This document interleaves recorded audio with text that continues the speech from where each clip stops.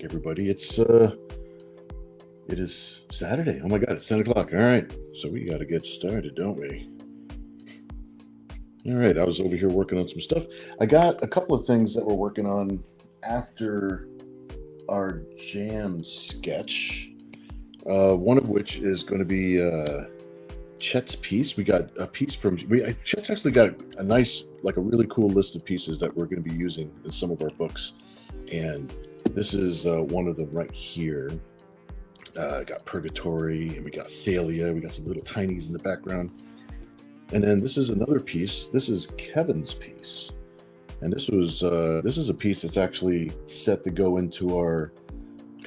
It was supposed to be in the Nira X 30th anniversary special, but I think I might end up calling it the 32nd anniversary special by the time we get done with the book. But whatever time we actually end up putting the whole book together, that's what we're going to end up titling the book. We got some other things too that are kind of running a little bit behind, but it's going to serve our purposes quite well as far as getting our projects done. Let's see. Let me put this where it's supposed to be. Put this where it's supposed to be. Let me find out who's in the room with us. Our co-host Cat Mouse is not with us this fine weekend. She is only coloring 100 pages of a graphic novel. So she's in the background back here. She'll be lending me some moral support. For like 30 more minutes, I'm about to pass out. So for 30 more minutes, she will be lending me moral support before she goes to sleep. She has been coloring her literal butt off, trying to get this book all finished. Big graphic novels, man. A lot of pages. Let me see who's in the room with us. Some person. What's up, dude? Glad you're here with us. I think you got here a couple minutes early. I see you came in here like a little while ago already. Kevin, what's up, dude? Asking what some person is up to. Hey, how's it going, everybody? No, thinking is good. Thinking is good. Always good. Kevin says, hey there, hi there, ho there. Kevin says, don't think too much. We don't want you burning out any brain cells. I know, that's my job for right now. We've been working on actually a few different deadlines all at once, which we're always multitasking. We're always juggling a few things at once. So sometimes the Saturday show. This one's a little tight, so. Yeah, this one's a little tight. So we got a lot. We had to pick up a few things for someone else, so it's a little tight. Yeah. So she's coloring that graphic novel, which I'm turning around and lettering, and kind of giving it the old mouse 1-2 punch. Platinum says, "Bring on the meese." Oh man, glad you're here with us, dude. Platinum, my friend. Ken's in the house. Good evening, my friend. Mike, what's up, dude? Mike says, "House of Mouse." I'll be the lone mouse here in a minute. I think Kat's, gosh, I don't know. How many pages did you color today so far? 20. Okay, she's insane. I mean, I know she was flatting a lot of pages, but she has colored, I think she's on her. Like fully colored like 6, and then I'm flatted 20. Okay, so she fully colored 6 pages, and she flatted 20 pages. Insane. Insano in the braino. But she's got the chutzpah. She's got the talent. Kevin says, what to convince Bill to draw tonight?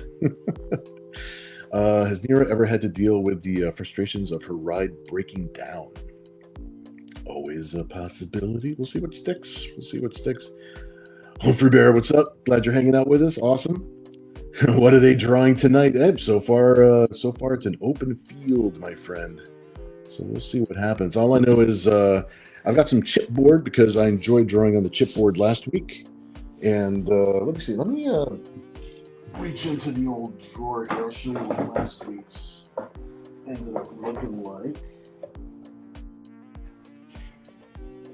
This was, and Ken was the winner of last week's piece. So this was our piece from last week, and Ken was our winner. This week, who knows? We don't know where it's going to go just yet. We'll see what happens. So some person says, anything? I'll think of her mushrooms. Well, if you remind me, maybe I'll put some little tiny mushrooms in the corner. Alice in Wonderland in the perhaps. Oh, that could be a thing. That could be a thing. Kevin says, hey, Platinum, let me guess. You come with a full wallet. I hope everybody has full wallets. Everybody's doing well. I want everybody to be doing well.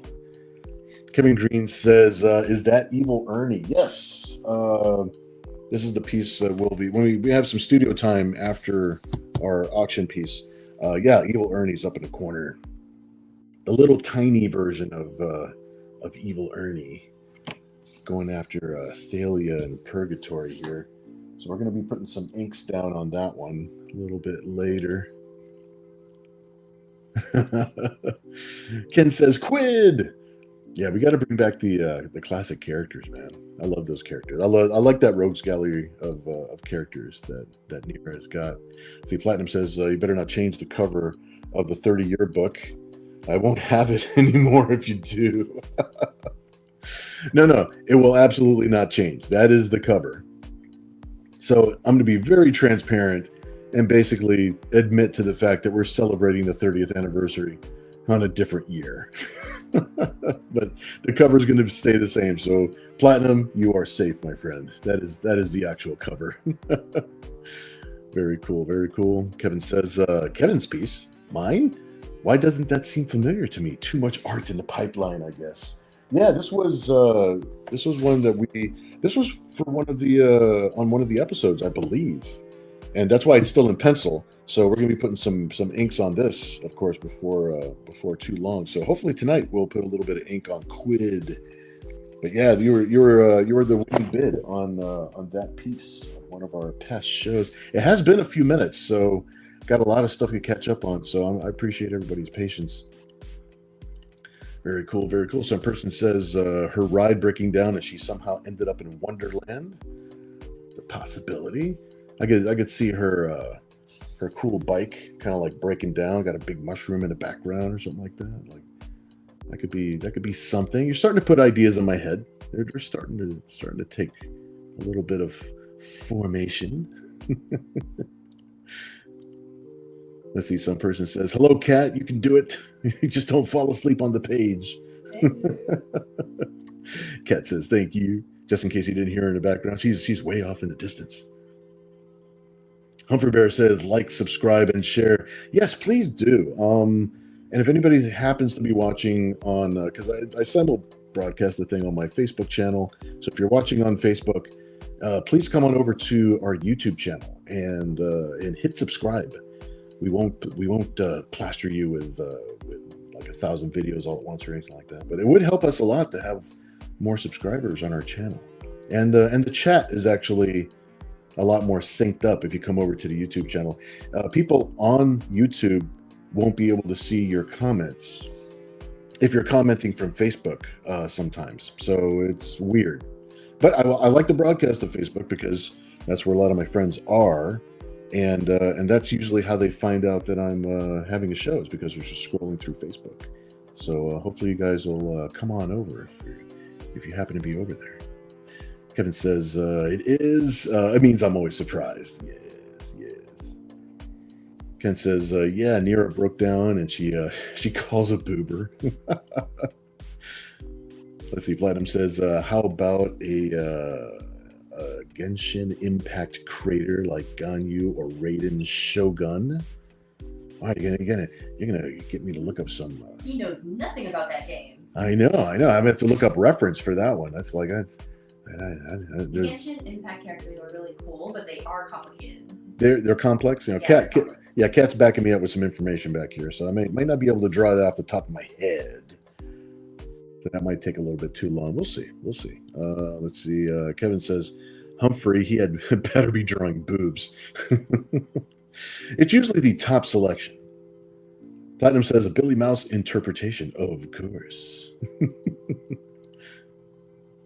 Kevin says, Mercy makes for such a good bad girl. But we have drawn Mercy like a few times in a row. So maybe we'll go in a different direction. We'll see how that goes. Shadowhog, what's up? Shadowhawk says, hail all. Hope everyone is having a good weekend so far. Excellent. Hope you also are having a good weekend, my friend. Thanks for hanging out with us. Some person says, now that I think of it, you might have done a Wonderland last year. That's a possibility. I do end up drawing that theme or that trope every now and then. It does come up. Very, very cool. Ken says, classic characters, maybe you can have Millennia. Ooh, yeah. I haven't drawn Millennia in a long time. I haven't drawn her in millennia. See what I did? See what I did there? Very cool. Everybody in the room likes to. I like the fact that most everybody in the room knows each other from here and there. I like that. I like that a lot. We're all part of one big group, like-minded group, a good family, good gang. Kevin says, I remember now. Nira has too much on though. Ken says, Alice sounds good. Maybe Nira as Alice and Allura is a sexy Mad Hatter. Yeah, you're starting to paint a picture now. Yeah, you're starting to get something going. Kevin says, Nira isn't in Kansas anymore. Did you take a ride off the Jefferson Starship? I'm gonna go to bed. All right. Cat Mouse is going to sleep, everybody. Everybody wish her a good night. I'll see you later. Alrighty. Love you, big girl. I love you too. Bye, Waffle. I'll see you tomorrow. Mm-hmm. Where are you? Where'd he go? Oh, there he is. There's the dog. There you go. Now, taking my dog. Now Waffle sees that she's leaving, so yeah, she's not gonna go anywhere without Waffle. There you go. Good night. All right. Good night. We'll see you. Some person says this could be a potential blacklight poster. Jefferson Starship. Let's see. Kevin says, who would be the Queen of Hearts? Now, I can't help but hear playing with the Queen of Hearts. Oh, my God. That song's in my head now. Even with the little fake background music we got, I could still hear that. Ken says, Millennia as Tweedledee and Dumb. She could do that. I do like the idea of drawing Millennia, though, doing something. Millennia. Okay, we got Millennia. We've got a possible Alice in Wonderland theme. Thanks, some person saying goodnight to Cat there. Thank you so much, Shadowhawk. Humphrey Bear says night. Very cool. Platinum says night, night. She's a happy camper. Yeah, she's going down the stairs now. She's glad everybody said everybody said good night. That's good. Good. Makes her happy. The weeks do tend to blend together. All right. Well, we've got a couple ideas. Maybe we'll keep this sideways like this. We'll start sketching this a little. I do like the idea of drawing Millennia because I have not seen her in forever. But I also like the idea of Nira as a Alice in Wonderland too.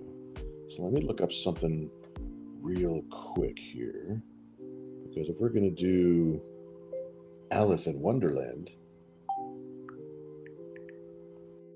let's get some quick little art reference to kind of keep me on the right. There you go. That's what I'm looking for.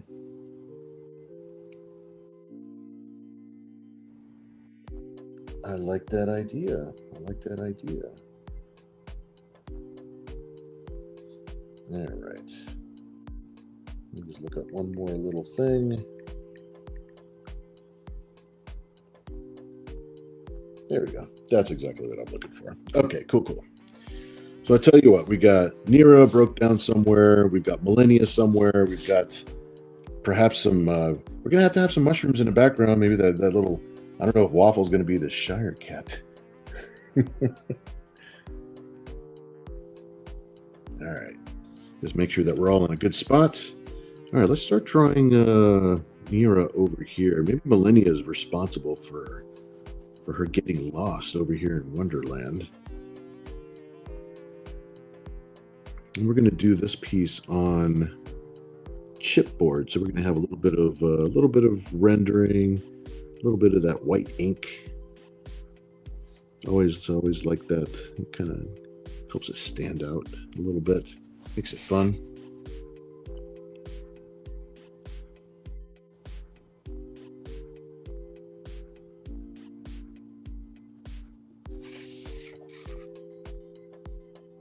We'll see what Nira is going to be thinking about this. She's like, what's happening with my weekends? Not really sure what's going on with her. And this will be a good break from all the other lettering and coloring. This will be a breath of fresh air, my friends. You guys help me keep my sanity.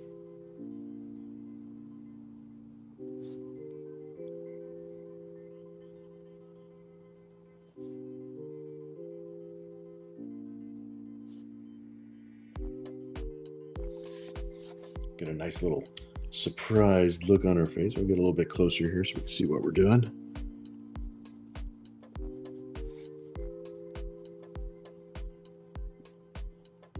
Without Kat monitoring the chat, I might fall behind a little bit, so forgive me in advance.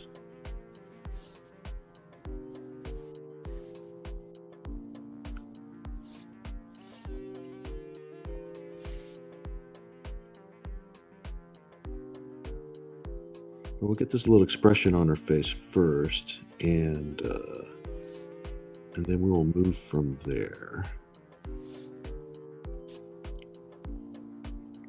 I like the little Alice in Wonderland theme, though. I like that. It's a nice random idea direction to go in. I like that.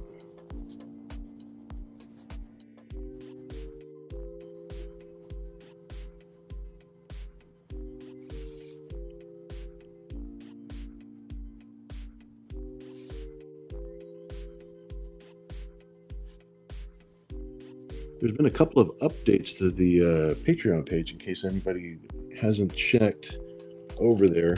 If you're a member of our club over there, you usually get an update or something as soon as I upload anything. Usually this pencil doesn't erase any, but I just want to get a little bit of this off her cheek a little bit. There we go. For everywhere else, except for her cheek right here, it's like I actually like seeing the construction lines of where things were going.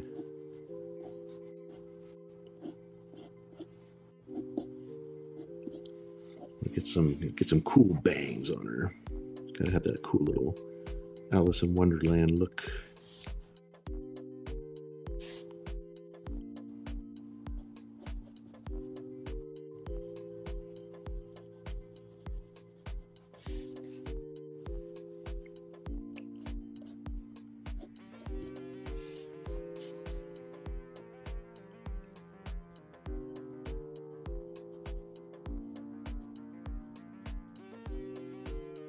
There we go.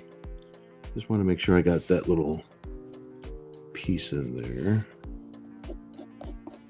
That way I can draw her bangs.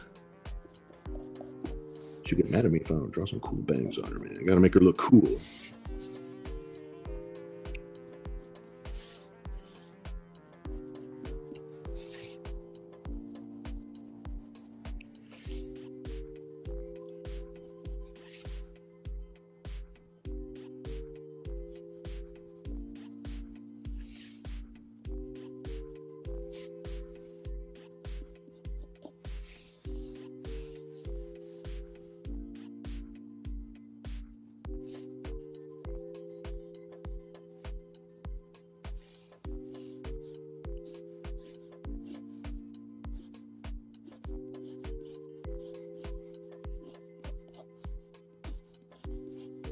I always like to give the hair like super long hair.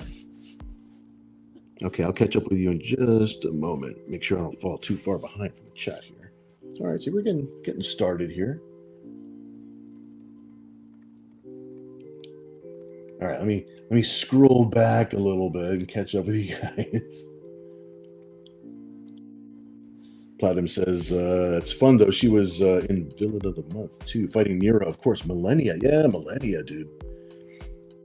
She was a character that we actually, since we're kind of messing around with time travel and all that good stuff, we used time travel as an excuse to split her off into actually two different characters. That's what made her so fun. So there's a side of her that's more, I don't know, methodical, intelligent, and then there's another side of her that's a lot more primal and a bit of a beastie.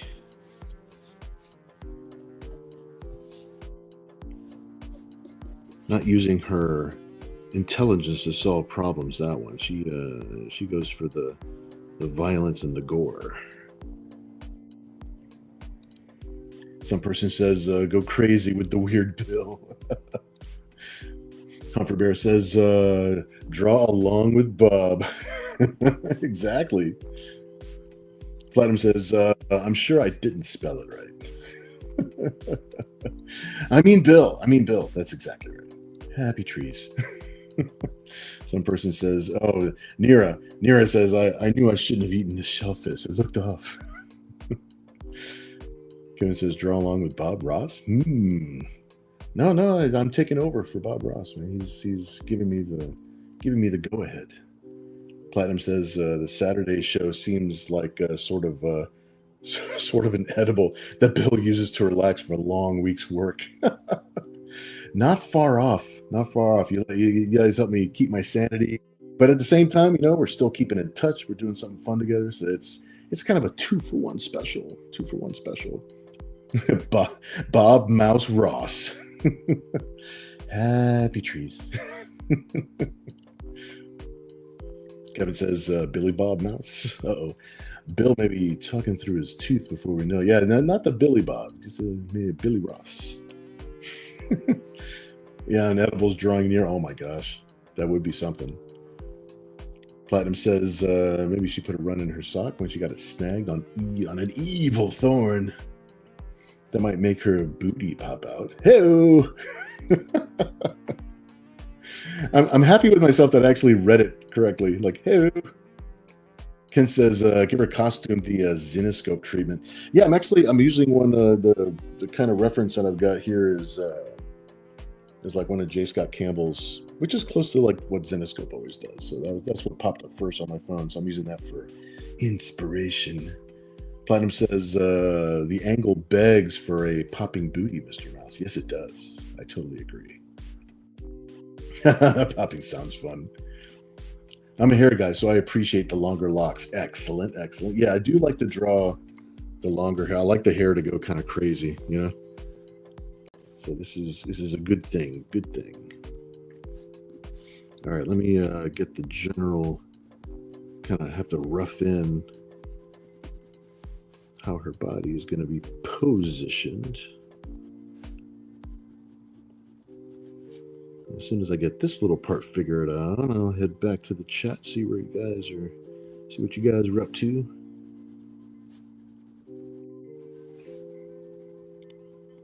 You guys actually did a good job of painting a picture in my head for where this is going to go. So I like that.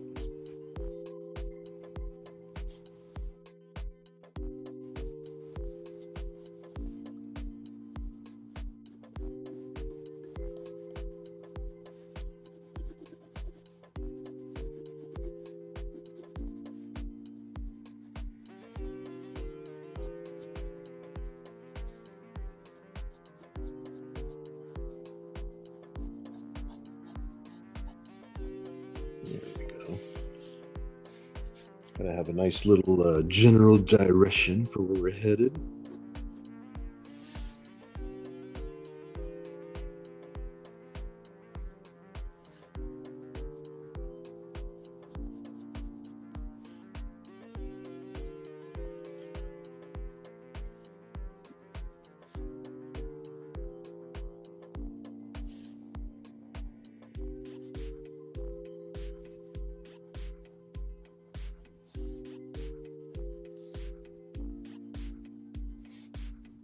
Little bustier. Happy bustier.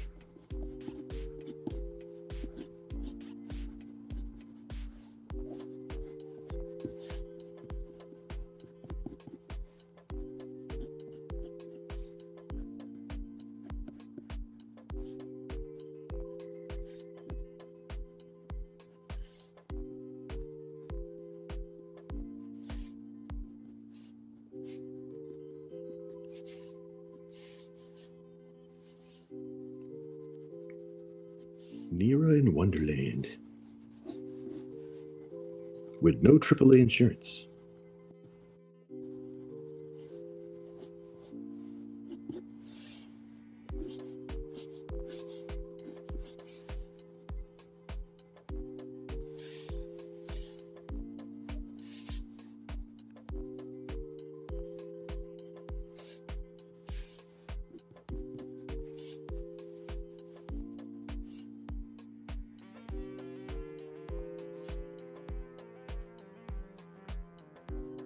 All right, let me, I'll get this little part here.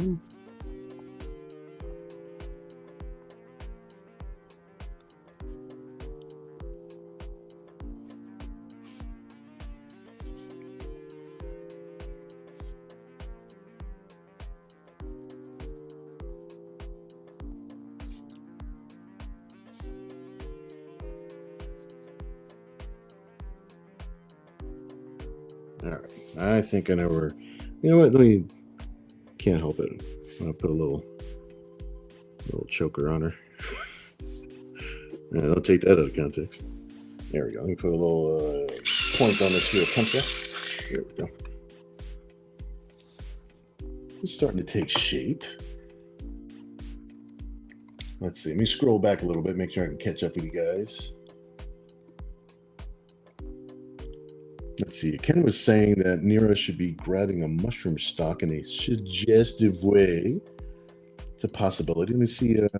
How the positions of everything turns out. Let me see. Some person says, "My, this is an oddly shaped mushroom," right? Oh my gosh! Hey, we're on YouTube, guys. But I'll get as close as I can. Let's see. Kevin says, "You're a hair guy. Be careful. It may affect those with less hair." Oh, that's cool. Thanks, some person. I appreciate that. Please do follow Cat Mouse Art. She does post and she has stuffs and she takes commissions and all that good stuffs. I appreciate you sharing that, my friend. Joe, what's up, my friend? Joe says, good evening, Bill, sir. How goes the booby drawing? Going well, my friend. It's going well. Always trying to de-stress and put my mind on happier things constantly. The booby drawings tends to help a lot. Glad you're with us tonight, dude. Kevin says, now what is oddly shaped to you? Christopher Bouchard, what's up, my friend? He's saying hello right back. Glad you're hanging out with us, my friend. Awesome. Humphrey Bear says, mushrooms. Don't forget the mushrooms. Some person says, shaped like Bud Russ. Oh my gosh. Kevin says she's in good hands with Allstate. Platinum says, is it just me, but I can't stop seeing a little tiny Bill in a corner deciding what mushroom to pick from a little tiny cat or hatter. The Cheshire Cat, I remember. That's what it's called. Yep, that's what the cat is called. Boobs before butt, says some person. Platinum says, still holding his the 39 sign would be hilarious. I will be 39 forever, my friends. Ken says, how many characters can he fit on the paper? I don't know. If he has mushroom. All right, let's get back to. We're gonna see what kind of position we can have her in. She's already in a compromised position, but we do have to see where this is gonna go here.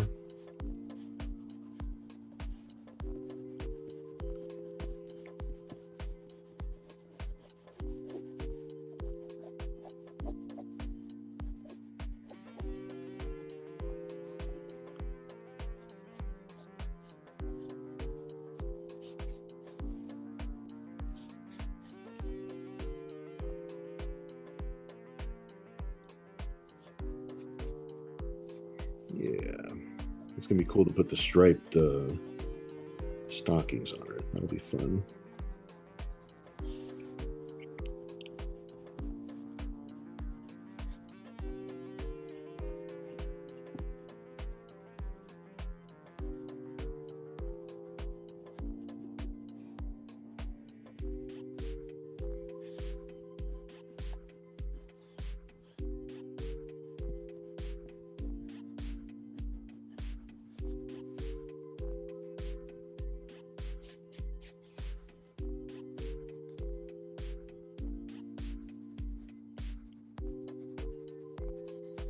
There we go. Gonna get a little outfit on her.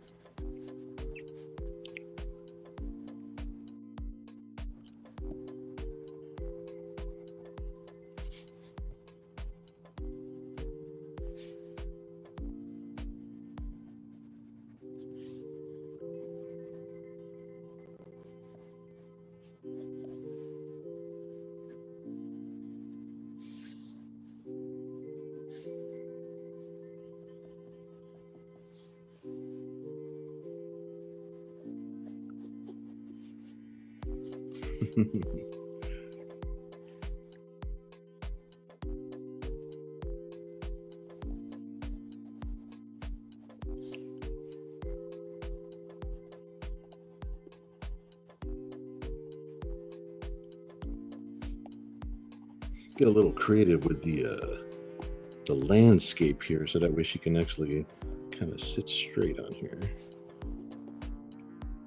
We are drawing happy. Well, I'm drawing happy grass. There's grass on the floor, so I'll draw some grass on the floor.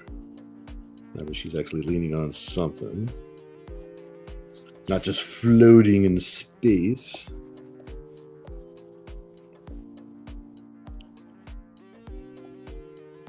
You're right there. We got to throw in little mushrooms over here in the corner. I'll get our little mushroom theme started here.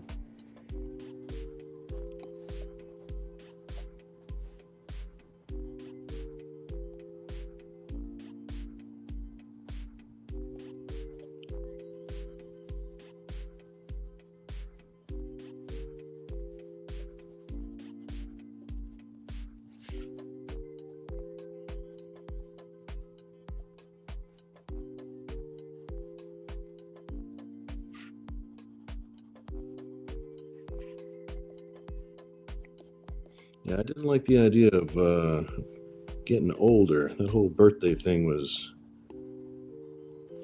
I mean, it's like it's either have a birthday or stop having birthdays. So I guess the alternative is worse. So I'll go ahead and take the birthday. But I don't know, man. I don't know how you guys feel about getting older. I just never thought I'd be older. You're supposed to be young forever, right? I mean, that's the way that's supposed to go, right?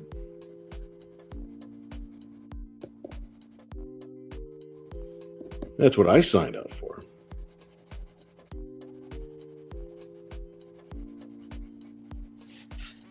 There we go. I got a little bit of background here for her body here to work with.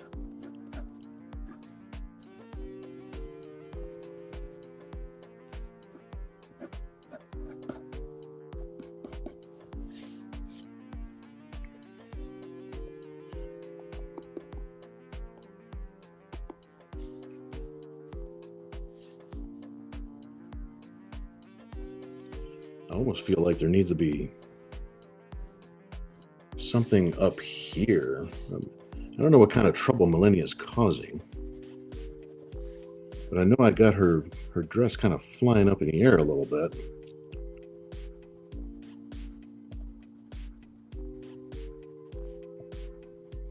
So I might have to justify that a little bit with something.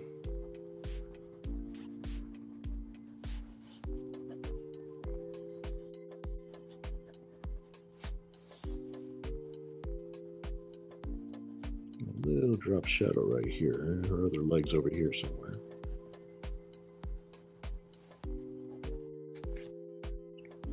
All right, let's pull this back a little bit right here. Ah, this is cute. This is cool. Okay. Sometimes I see the picture for the first time at the same time you guys do. I'm just the messenger man. I'm just trying to bring fire to the people. All right, let me backtrack a little bit here and see where you guys are at. See, I don't have my co-host with me reading all the responses. So I gotta stop here for a second. But she's in the middle of such a huge deadline right now. I think it's very easy to forgive her for not spending time with us tonight. She's been working really, really long hours this week. All right, I think this is about where we were. If not, forgive me. Let's see. Kevin says booby drawings are the breast because they are. Platinum says, let's see. It took me a few seconds to get that one. Oops. Yeah, my pencil got eaten up. All right, this looks better. All right, now I can continue. There we go. Okay, very cool. Fatang, what's up, dude?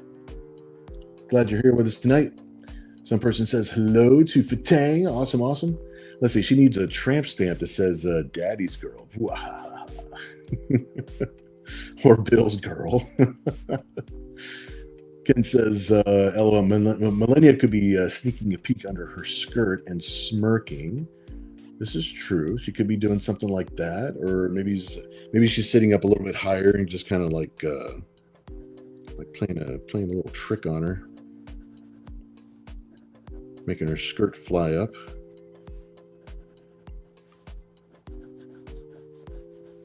I'm going to bring her skirt up to about here, and then we will figure it out from there.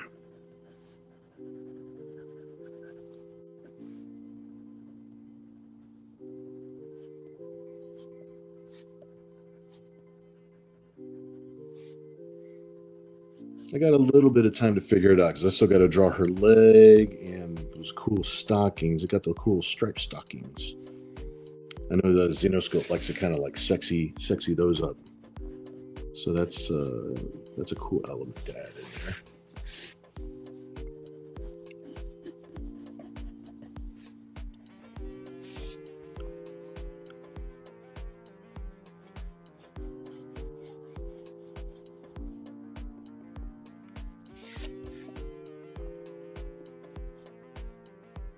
Oh, and Nira got them long, sexy legs. Kick your ass.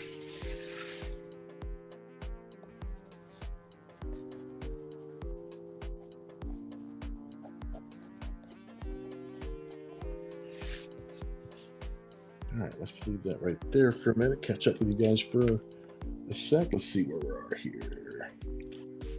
Cash grasser ass. That's rent. That's how you pay rent. Kevin says, let's see, what would happen if Dorothy and Alice were to cross paths? That is an interesting thought. Let's see, some person says people are aging slower so you can take 10 years off your age bill. Excellent. I'll approve of that math. I will absolutely approve of that math. That's good. That's good for me. Platinum says it goes, wow. What's all this about? Wow, I'm old. The birthday just happened at the end of last month, so I'm just it's just on my mind. That's all. I finally turned the speed limit this year, so I'm just like, all right, what's happening with all this? Happy little trees. Exactly. In a heartbeat. Ken says, no, Nira, no panties, bad girl. Some person says, this would be too small to draw, but a gnome sitting on a chair in front of the mushroom looking up at Nira. It's actually, I don't know. Let me think on that. Maybe there's a way to put a little gnome in this little spot, kind of like looking up at her, just for the sake of having that little look of awe. That would be kind of cool. I'll make myself the gnome. How's that? Some person says, for now, there's a mysterious wind blowing her skirt up. I know. It's like we have no idea what's going on with the back of her skirt. It's either going to be Millennia or it's going to be something else. You know, maybe squeezing Millennia into this piece might be squeezing too much into this piece. I'm not really sure. Maybe there's another element that works better. I'm not sure. Kind of keep, maybe mixing up too many themes all at once. You never know. So right now, the whole garden gnome thing with the dude looking up is like kind of like that idea. So I think I'm going to try and make that happen over here.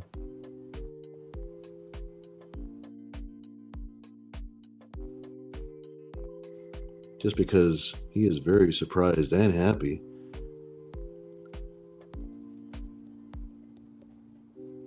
To have this in his yard. Oh, look at this. Look at this pencil. This traitorous pencil. Oh, don't you break too. It's not like I'm pressing hard or anything.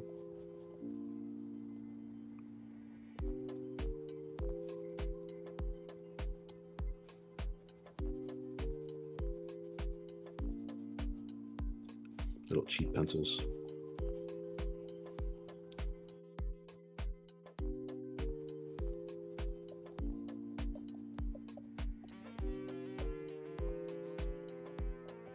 Got a little gnome over here. Let me move this over here a little bit so that way you can actually see what's going on with this here garden gnome.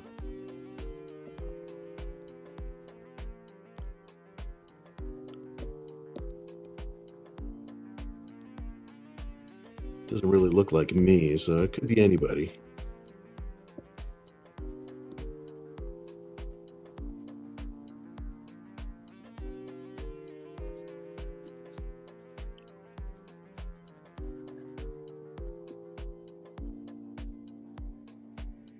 Try not to make him look too much like a traffic cone.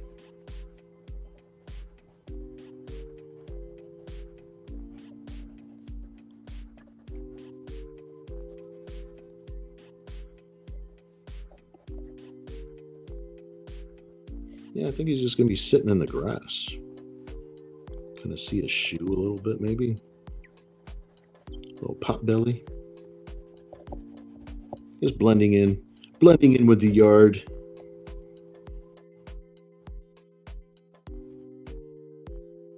That was a good idea. I like the idea of the garden gnome, just this tragic little dude just staring up at her.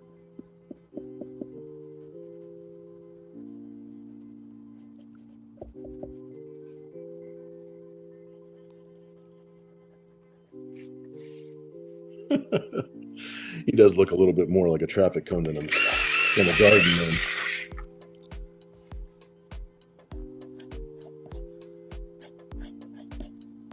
Good thing he's not the main character.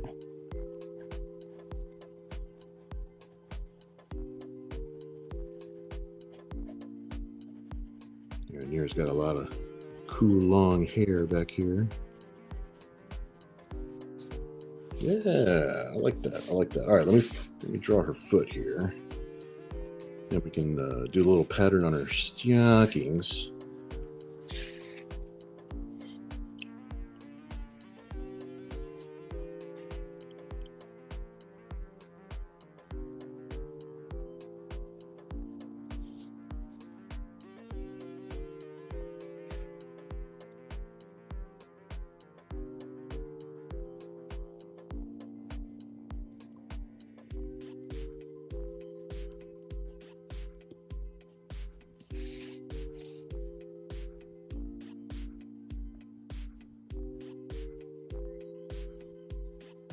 Yeah, this is fun. I like this.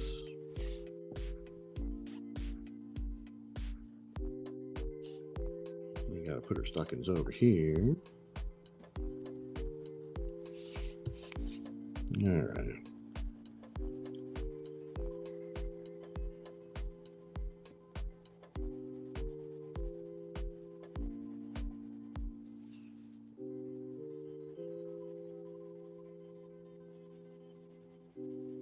Put some shading on these guys, and then I'll poke back into the chat and see where everybody's at, see where the thoughts are going.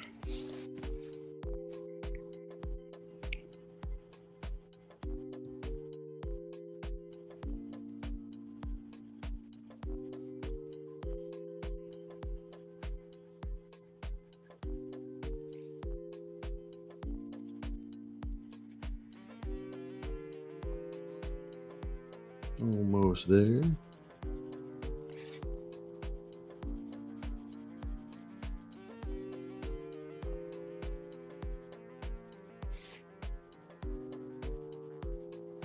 Yeah, there you go. That's looking pretty cool.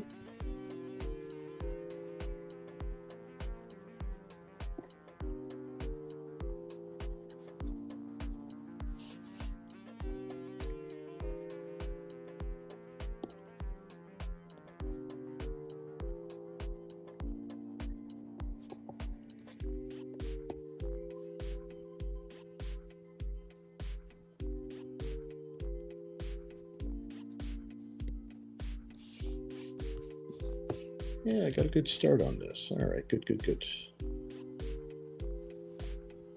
All right, let's get back over here and see where you guys are at. Holy smokes, how'd I get that far behind?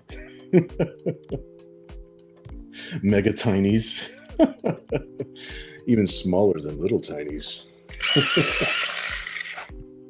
Yeah, the little tinies are always fun. Katang says, Alice in Wonderland themed. Yes, indeed. Okay, so what we've got going on so far from the ideas that have been tossed is we have Nira X as an Alice in Wonderland, kind of broken down somewhere. We said broken down like she was maybe like her, she's got the cool sci-fi bike that she likes to ride, but I don't see a lot of room for it right here. Maybe I'll put it in the background somewhere, like it's broke down or she crashed it or something like that. So she's got the Alice in Wonderland theme. She's kind of broken down. The secondary character back here, we believe, is going to be Millennia from the original Nira X comic books. So I think Millennia is going to be back here causing some trouble. Maybe she's got a branch or something. She's lifting up her skirt, just being a troublemaker, dude. Just being a troublemaker. So I think that's where we're headed with this right now. But I'll catch up with the chat, and then we'll keep on going. Platinum says the super little tinies. How small can we go before I break out the microscope? Platinum says you put the bubble meme about life on your Facebook, right, Bill? That's a perfect representation of life. I did repost. I saw it somewhere else, but yeah, I reposted. I'm the one that reposted that. I actually saw that, like, I don't know if I saw it right on my birthday or right before my birthday, but I saw it and I was just like, I'm over here I'm having an existential crisis, or an existential. I always say that word wrong. That's how bad of a crisis it is. I can't even say it right. Ken says one of the Millennia could be blowing her hair, so it's flying up her skirt, and the other Millennia has her phone aimed at Nira. Oh, that would be good. That's good troublemaking stuff right there. Tank says, now I want to play the game Alice Madness Returns. That game is creepy and fun. I think I know which one you're talking about. I haven't played it, but I believe I have seen lots of pictures of that game. It's kind of a creepy game, right? Like a creepy Alice in Wonderland. Kevin says, in awe, anyone staring down that valley of cleavage would pin anyone to awe. Platinum says, the Punisher of pencils. I know. Many pencils and pens die at my hands, but we believe that it's honorable deaths. Like a Klingon, like a good death of honor. They die in service. Some person says, I heard pencils can break internally if you drop them. Yeah, they do. Yeah, they absolutely do. You can be sharpening it and go fresh, and it's like the lead can be broken like way up here or cracking it or something like that. Yeah, totally. And then they surprise you, those bastards. Let's see. Platinum says, have to keep Chet on his business, keeping up with the studio. Oh yeah, Chet hooks us up, man. He stays on top of things. He's good. He's our good friend. Chet, what's up, dude? Only been told of pens, not pencils, Platt. Yeah, don't worry. It is up to me to let Chet know. He's not a mind reader, so I do have to let him know if I need some things for the studio. And Chet is he's right there, man, 100%. Thanks, brother. Kevin says Bill is the punish her. I get it. That's what she said. Ho. Some person says glasses could help him look more like Bill. This is true. This could be my garden gnome phase. Of course, now with the glasses, he looks a little bit older too. Here, I'll give him kind of tinted glasses. And I'll put a little highlight on there. Actually, I could do that junk right now, so that way. Cool little sunglasses. Just chilling in the yard. Kevin says, I wonder what sort of mushroom that gnome is on. I'll never know. I've heard all mushrooms are good, except the bad ones. The bad ones are bad. Damn, I'm a scientist. It's like, don't ask me for actual scientific advice. Ken says, how on earth is the gnome looking at her eyes? He's looking up. He's looking up at her eyes. He's doing his best. Platinum says he found the best, so Cat would have the best artistic genes ever. What a sacrifice for his child. Yeah, man, she's a 2.0, man. She's supposed to be she's the sport model. She's going to have all the cool stuff. A step stool. Kevin says, a trick anyone can learn with practice, Ken. I have had to learn it, and it comes at hand, and it comes in hand at cons. I imagine it does. It was a good one. That gnome looks frightened. I know. It's like I'd be kind of like freaked out and frightened too. I mean, happy on the inside for sure, and stoned. I'm sure he's stoned. Mira and those stockies make me think things. Stoned and stunned. Kevin says megatinies sound like such an oxymoron. Platinum says seemed like a really cool reason. Nira keeps popping into pop culture icons like Quantum Leap. Oh, you know what? Yeah. I like that. It gives her an excuse to just keep on showing up. She keeps on being a part of our lives. Millennia says, finally, I'm back. And what the hell is going on here? I agree, some person. I agree. That's got to be what would be going through her head. Ken says, the original American McGee's Alice was insanely good. I have to look that up. Christopher says, I like the artwork theme. Awesome, man. Thanks, dude. Christopher also says, I can't wait to get my box in the mail with the artwork and comics. In fact, yeah, that should be shipped already. So if you need a tracking number or something like that, just let me know. You've got, there's a few pieces of artwork, and I think you've got like 4 or 5 comics in that box. So yeah, thanks, dude. Thanks for collecting. Thanks for being part of our group. I appreciate you, man. I'm glad you enjoy it. Mighty Geek says, why is Nira X in Wonderland? Because that's the ideas that were being tossed around. That's the theme of my show. We start tossing around ideas, and that's what we're going to end up drawing. We just we toss around random ideas until something kind of sticks, and then we just kind of go from there. Ken says, yeah, Millennia holding a branch and lifting her shirt sounds solid. Okay, good. Her skirt, yep. Kevin says, Quantum Leap. When is Nira going to go, oh boy? She might be saying, oh boy, right now.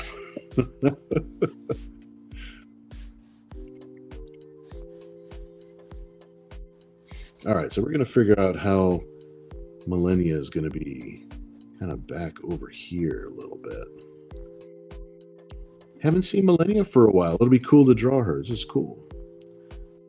Let's see, where's my yeah, look at that. My hat's getting in the way. I'm trying to get close to the paper. There we go. Let me put this up like this here. There we go. Now we're talking.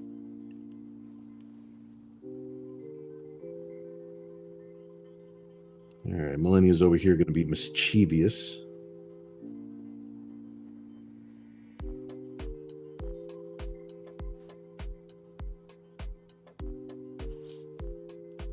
Let's see, a little bit of a point on this here pencil. I need a sharper point when I'm drawing the eyes. I have to get a little bit of detail in there, you know. Millennia get pissed off. I don't give her pupils and stuff.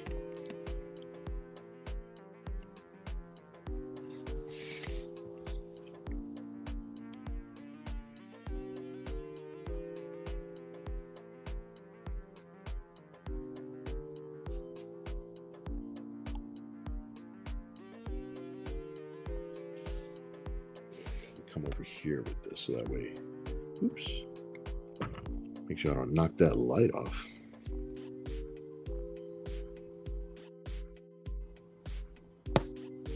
Hear that? See that? Breaking pencils, man. It's okay though. We'll deal with it. I've only been breaking pencils for 30 years.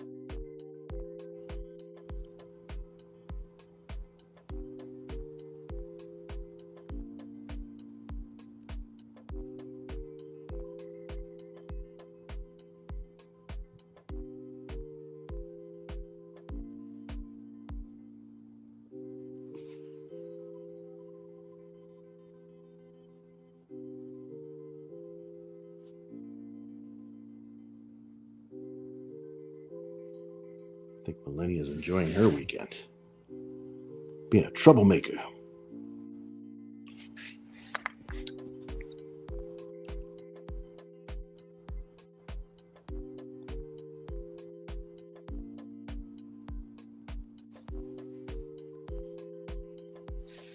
Let me sharpen this up. Sometimes when the lead breaks, it's fine. Just keep on going. Sometimes it's annoying though. Like the shape of the pencil takes on a different thing. This is good. This is much better. Thank you. Thank you very much. Thank you very much. Thank you, Detroit.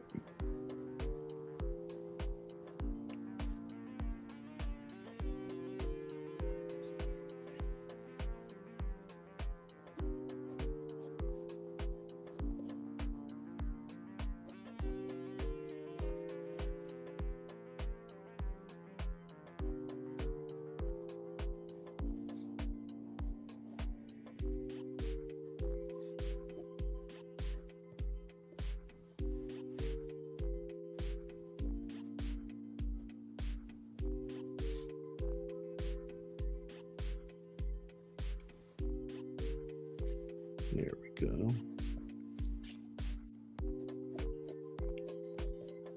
Let's get the general direction. Our hair is going to be floating in here.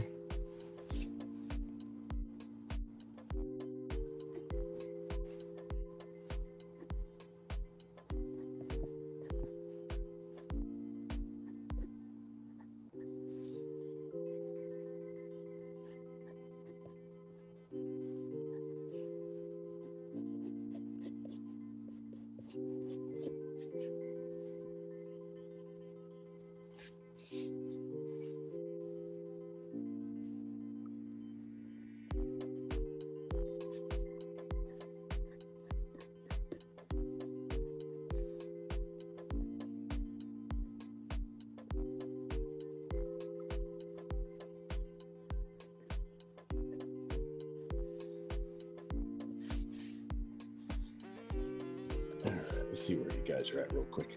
I have a feeling it's been continuing. There you guys are. All right, let's see. Some person says she fell into a pothole that coincidentally led to Wonderland. Yes, exactly. Mighty Geek says, hopefully she doesn't cross the Queen of Hearts. Yeah, luckily, I think we're not going to have enough room for the Queen of Hearts. So I think she's okay there. But yeah, damn potholes.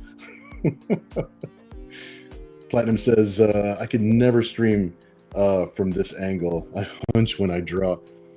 I'm lucky that I got this other, I got a new arm on my camera that it's a much better angle than what I had before. I had this other arm before. It's just like my head would always bump up against the camera because I hunch over the table like a crazy man, trying to get my eyeballs close to the paper. But yeah, this one actually works really good. So I am a happy camper.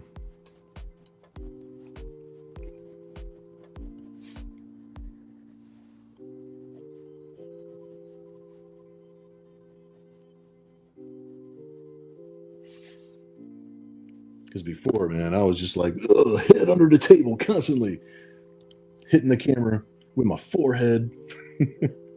Kevin says, you're right, Bill. Nira does have that oh boy face. She does, right? Totally. Platinum says, taking odds on 4 leads tonight. Who's in? That's never for me to say, my friend. I'm always happy for the support and the friendship. And for the collectors, you guys keep me going. But you guys make your own bets. It's all good. It's all good. Ken says, I can't even imagine how many pencils you've gone through during your career. Yeah, let's not even go there. That's a lot of pencils. I've taken down a small forest. Platinum says, the moment when you say, dang, this lead is perfect. Whoosh! That is exactly how I feel, by the way, when that happens. Mighty Geek says, most who cross the Queen of Hearts usually loses their heads. Yeah, I don't want to run into the Queen of Hearts tonight. Do not want to do it. But I do have that song stuck in my head now. The Queen of Hearts. Can't help it, man. It was a top 40 song. But yeah, no severed heads tonight. No severed heads tonight. Chris Dehan in the house. What's up, dude? Nira in Wonderland. Wow. No, I'm glad you like it, dude. Glad you like it. These are the ideas that have been tossed for this fine evening. Platinum says, I know, right? This turned out amazingly. Thank you so much, dude. Thank you very much. Thank you very much. Please sit down right here, sir. Thank you very much. Kevin says, I intend on keeping my head. Both of them. Man, that Queen of Hearts is rough. Joe says, booby drawing phase 2 is about to begin. Yes. Phase 2 is about to launch as we speak. Kevin says, at least it didn't fall into the back rooms. Chris Dehan says, no post-it notes tonight to cover. No post-it notes right now. Not during the actual live drawing. And then since we're doing the chipboard, this is the way the originals will actually look. So, but I do have a bunch of other artwork here that absolutely need post-it notes. But that's a good thing. Some person says the most disturbing thing about the back room is the lack of furniture. Platinum says 4 pencil leads. That way I can make money on gambling on the over and under, right? Some person says good use of space too. Still plenty of room for in general weirdness. Mighty Geek says the white rabbit is missing. This is true. This is true. If you guys remind me at a good time about the white rabbit might be included in with our shenanigans. All right, let me see what we can do with Millennia here. She is being a troublemaker tonight.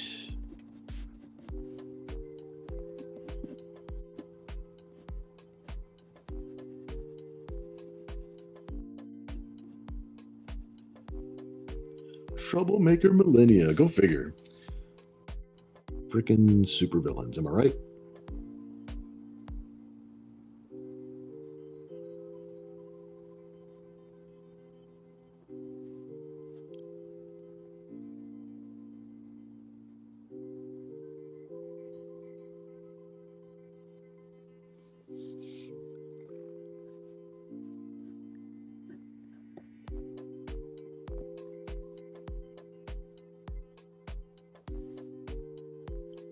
All right, see what we got here. It's gonna do the old branch trick.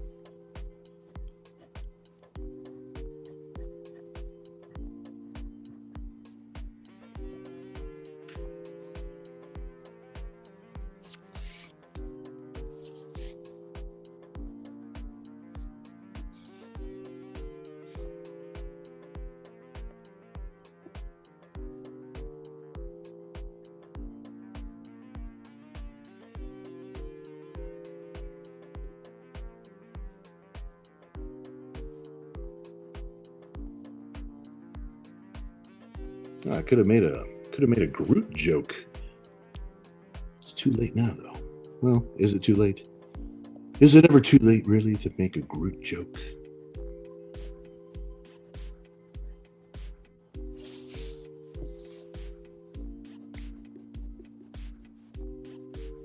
Well, let's make sure I get Millennia's body drawn in here first before we add anything else. Which I'm not sure if we are adding anything else. We'll see how our timing goes.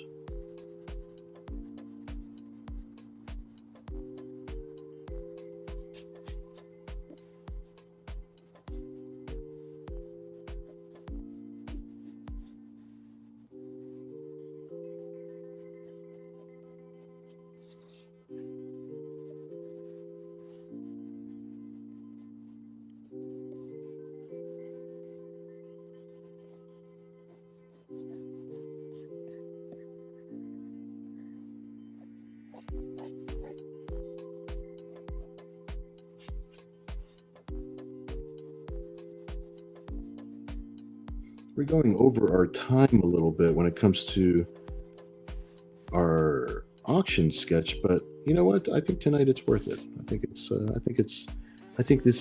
worth the extra time so we can get both characters in here.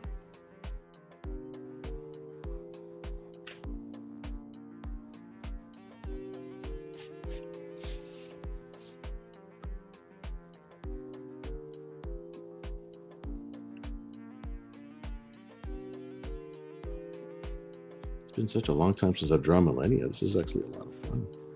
I'm happy to be revisiting her after all of this time.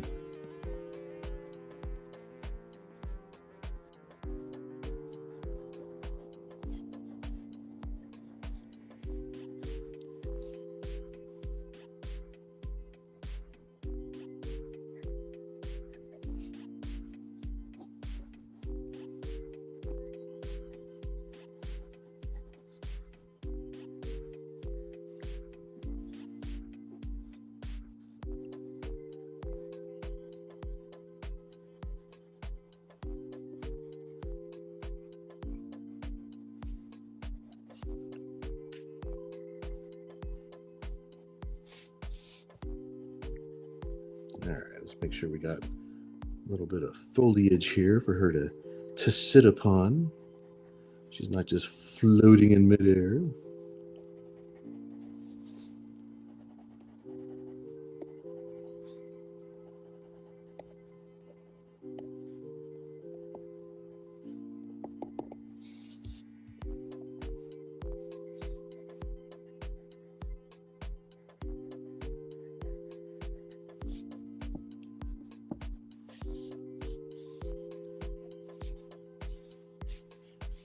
She's being a sneaky Goyle. There you go. Let me turn this over here. Then you guys can get a little bit better view. There we go. Here we go. Let me catch up with you guys real quick.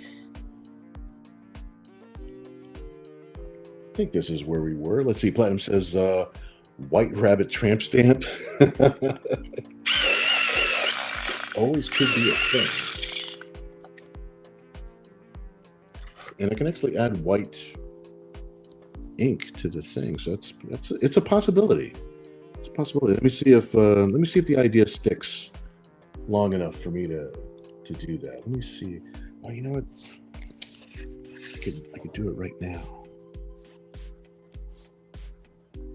See me round this off a little bit.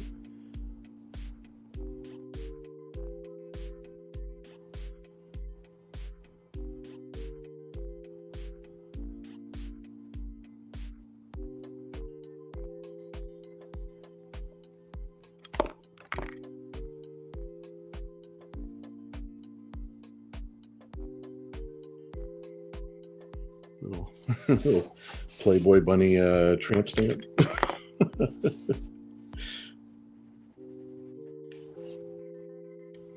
hope it looks like a Playboy bunny. Let me see. I'll put the little the Playboy bunny eyeball just to drive the point home. There we go. Hopefully that worked. Some person says, down the rabbit hole. Not that hole. Some person says, I don't know. It just pops up in my head. Christy Ann says, White Rabbit equals Bunny Girl in the background. That's a possibility. Oh, it's a possibility. I like that. Mighty Geek says, then again, the White Rabbit is always late. Now, this is true.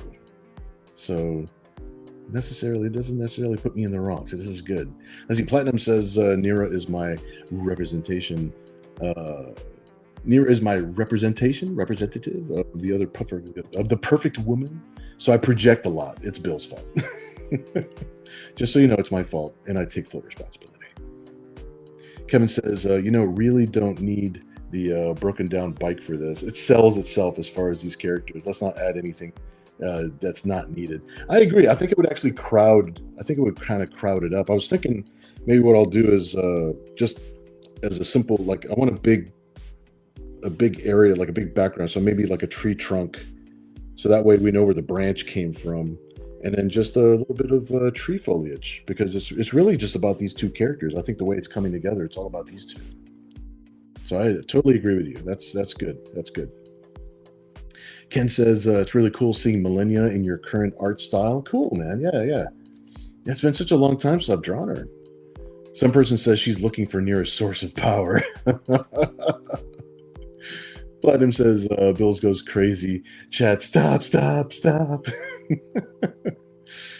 Ken says, since Nira had no shoes on, it would be cool if there were a discarded high heel just below her foot. That's actually a good idea. I like that idea. Let me see. Let's do that. Let's do that now. Let's do that now before it escapes us.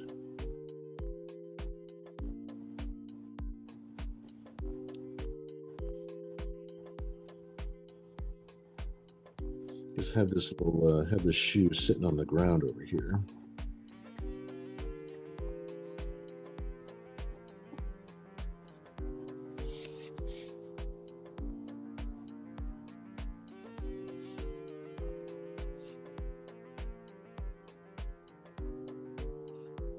Good idea, my friend.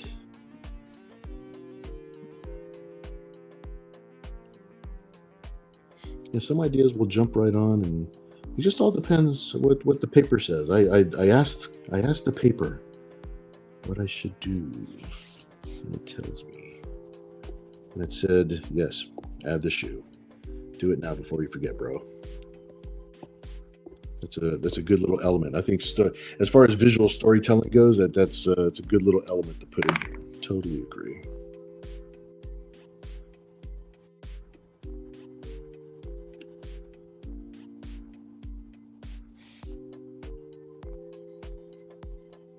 There we go. Get this guy in here.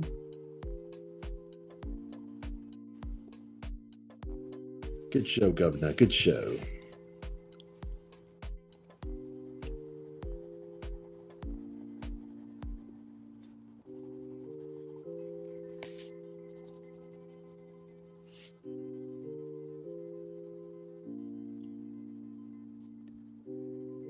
See, it forced me to put the little bit of a white highlight on the stockings. I'm constantly listening to the paper. Listen to the canvas is what I say, kids. Do what the canvas commands. A couple little white little highlights here and there.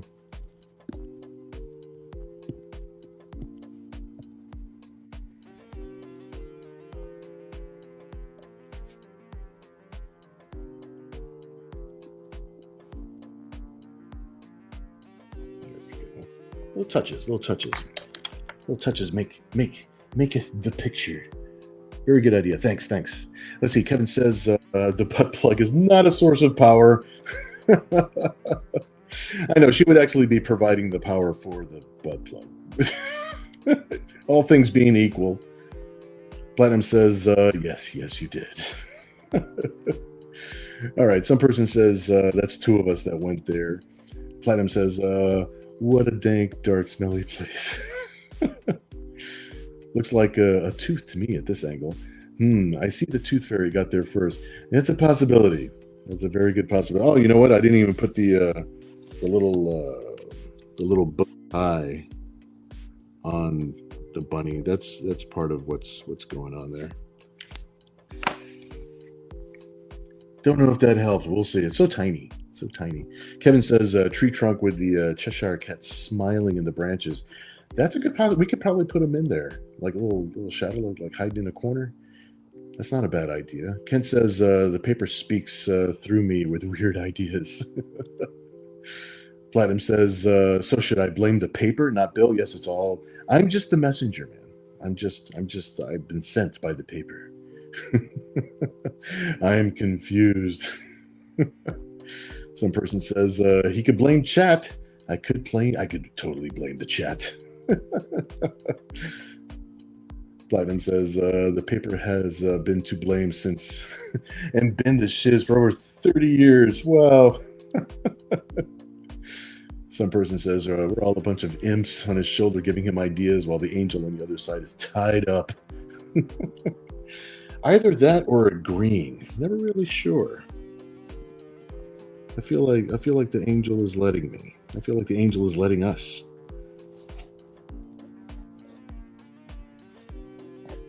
All right, let's get her other. I bet Millennia would enjoy having a second leg. So let her have her second leg here.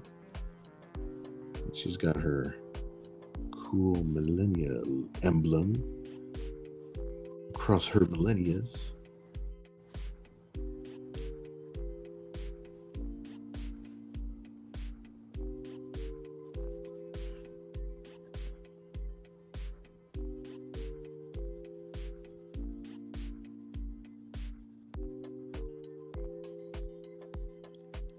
Yeah, give her outfit a little bit of shading.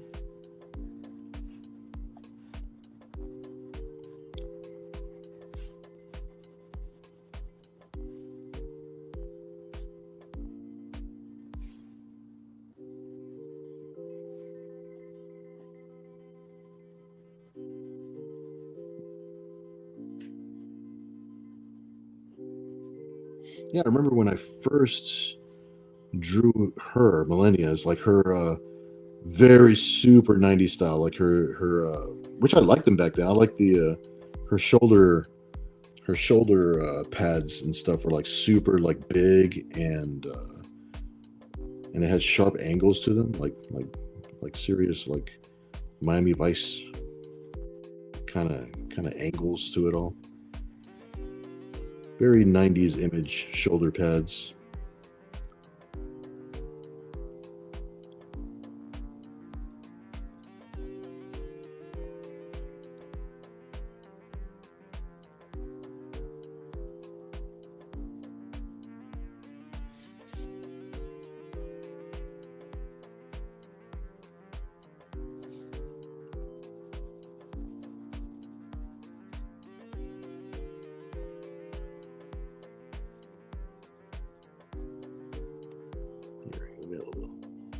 Little shading on here. A little something, something.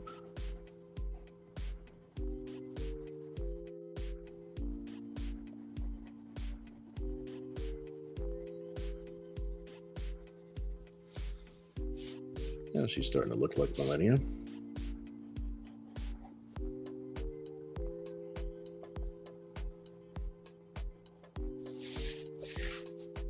Yeah, she's got these cool leg things. Not leg things like Nira's. Nira's have a unique purpose.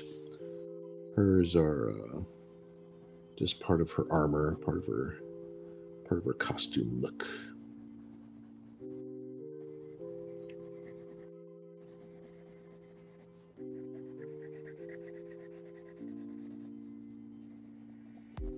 I think the idea for a lot of these too is a lot of these pieces like this, especially, I think a lot of these would be good for the anniversary issue. It's going to have a lot of pinups and maybe a short story in there too,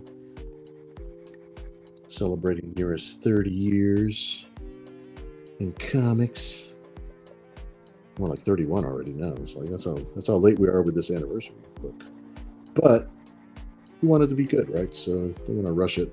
I don't want to get it out just for the sake of getting it out. I want to make sure that it's good. There you go. There you go. Dropping a bunch of stuff. It happens. I can always pick it up later. Right now, it's more important to make sure that Millennia has her leg apparatus drawn in.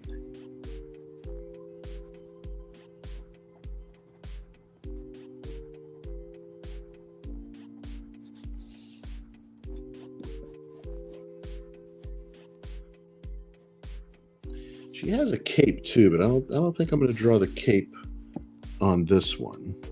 I think she looks good without it for this particular piece.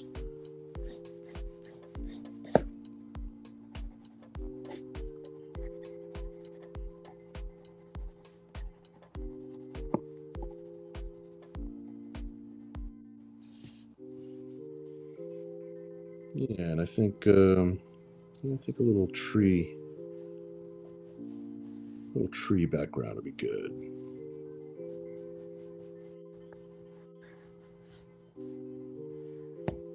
Here we go. Let me pull this back just a little bit. That way you guys can see the whole picture. And we'll see if there's some room on here for the crazy cat.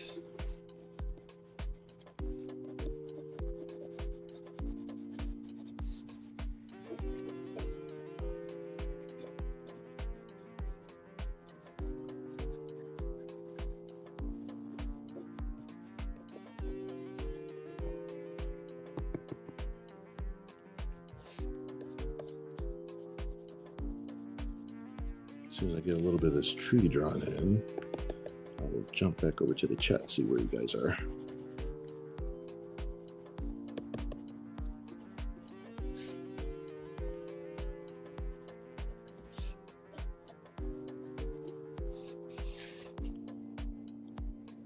Yeah, I like having a big element like this in the background.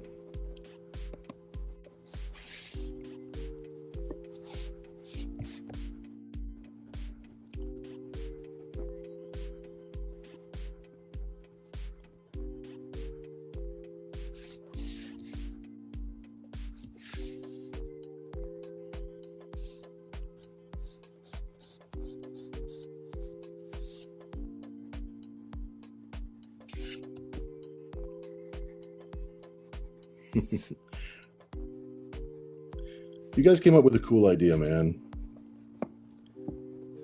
This is actually pretty fun. This is a fun piece.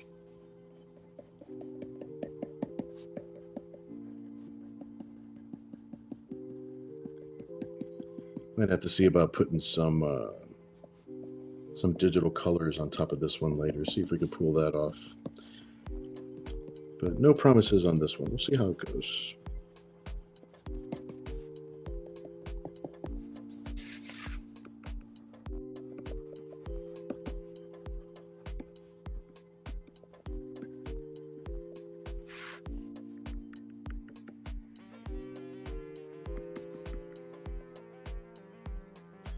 I might throw a little bit more shading into the top of this tree after the episode, so you guys aren't bored to tears. Me putting just a little shading on branches.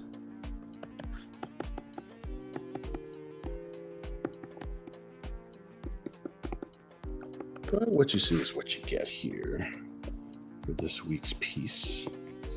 I think we did a good job. This is so fun, dude. This is such a fun piece.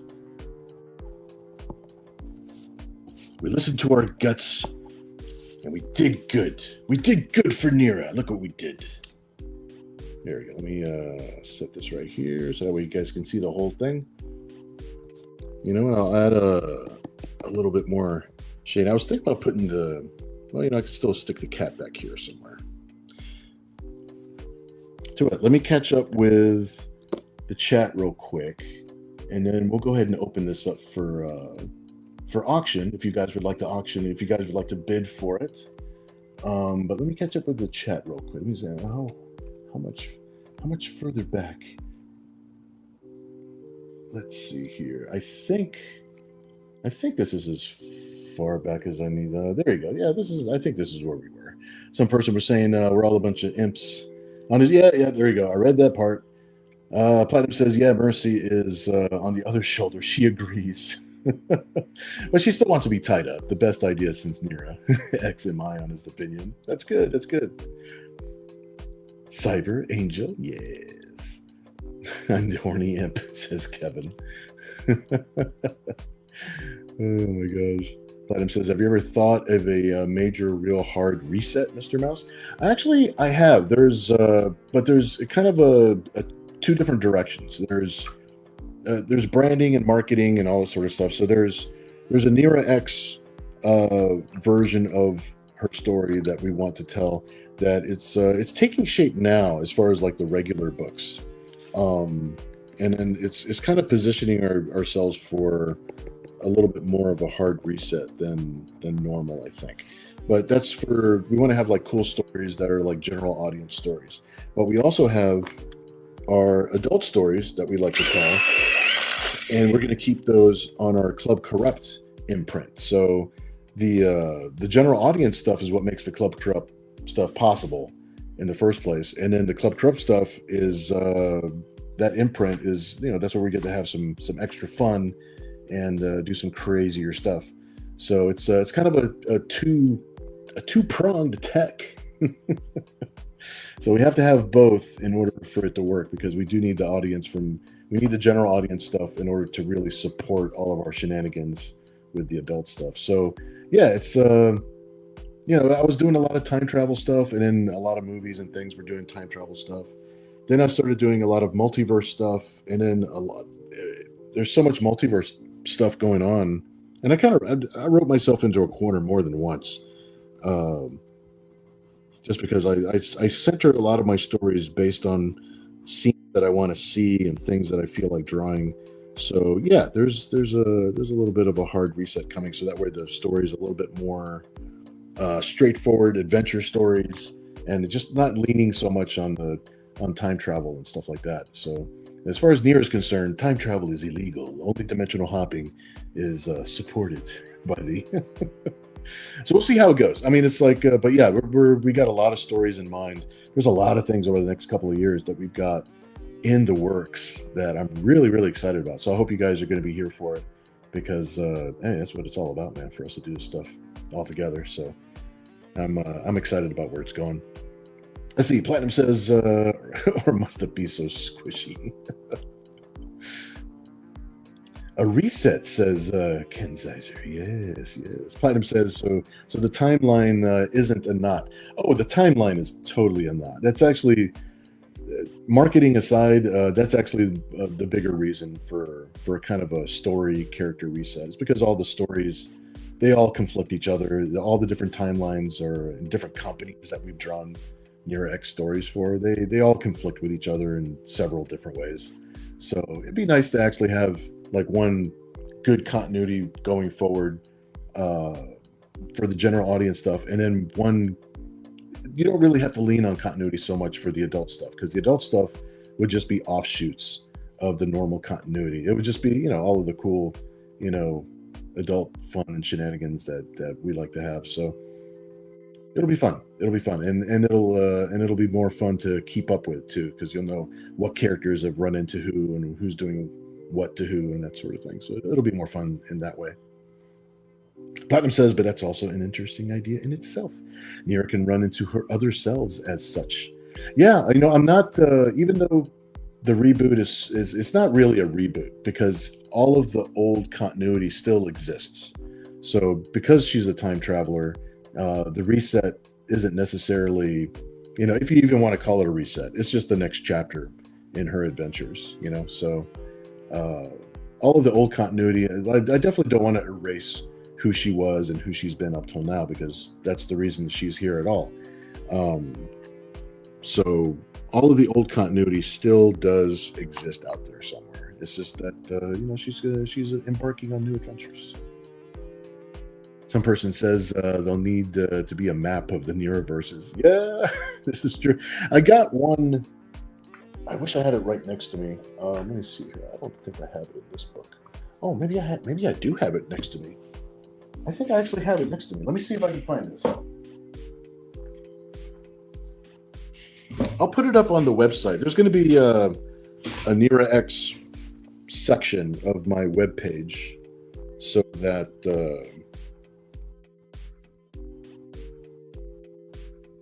that we can actually keep track of what's going on. Let me see. It's not in this book. I'm going to find it for you guys. I'm telling you. It's gonna be good. It's gonna be good. Let me see here. I did find it.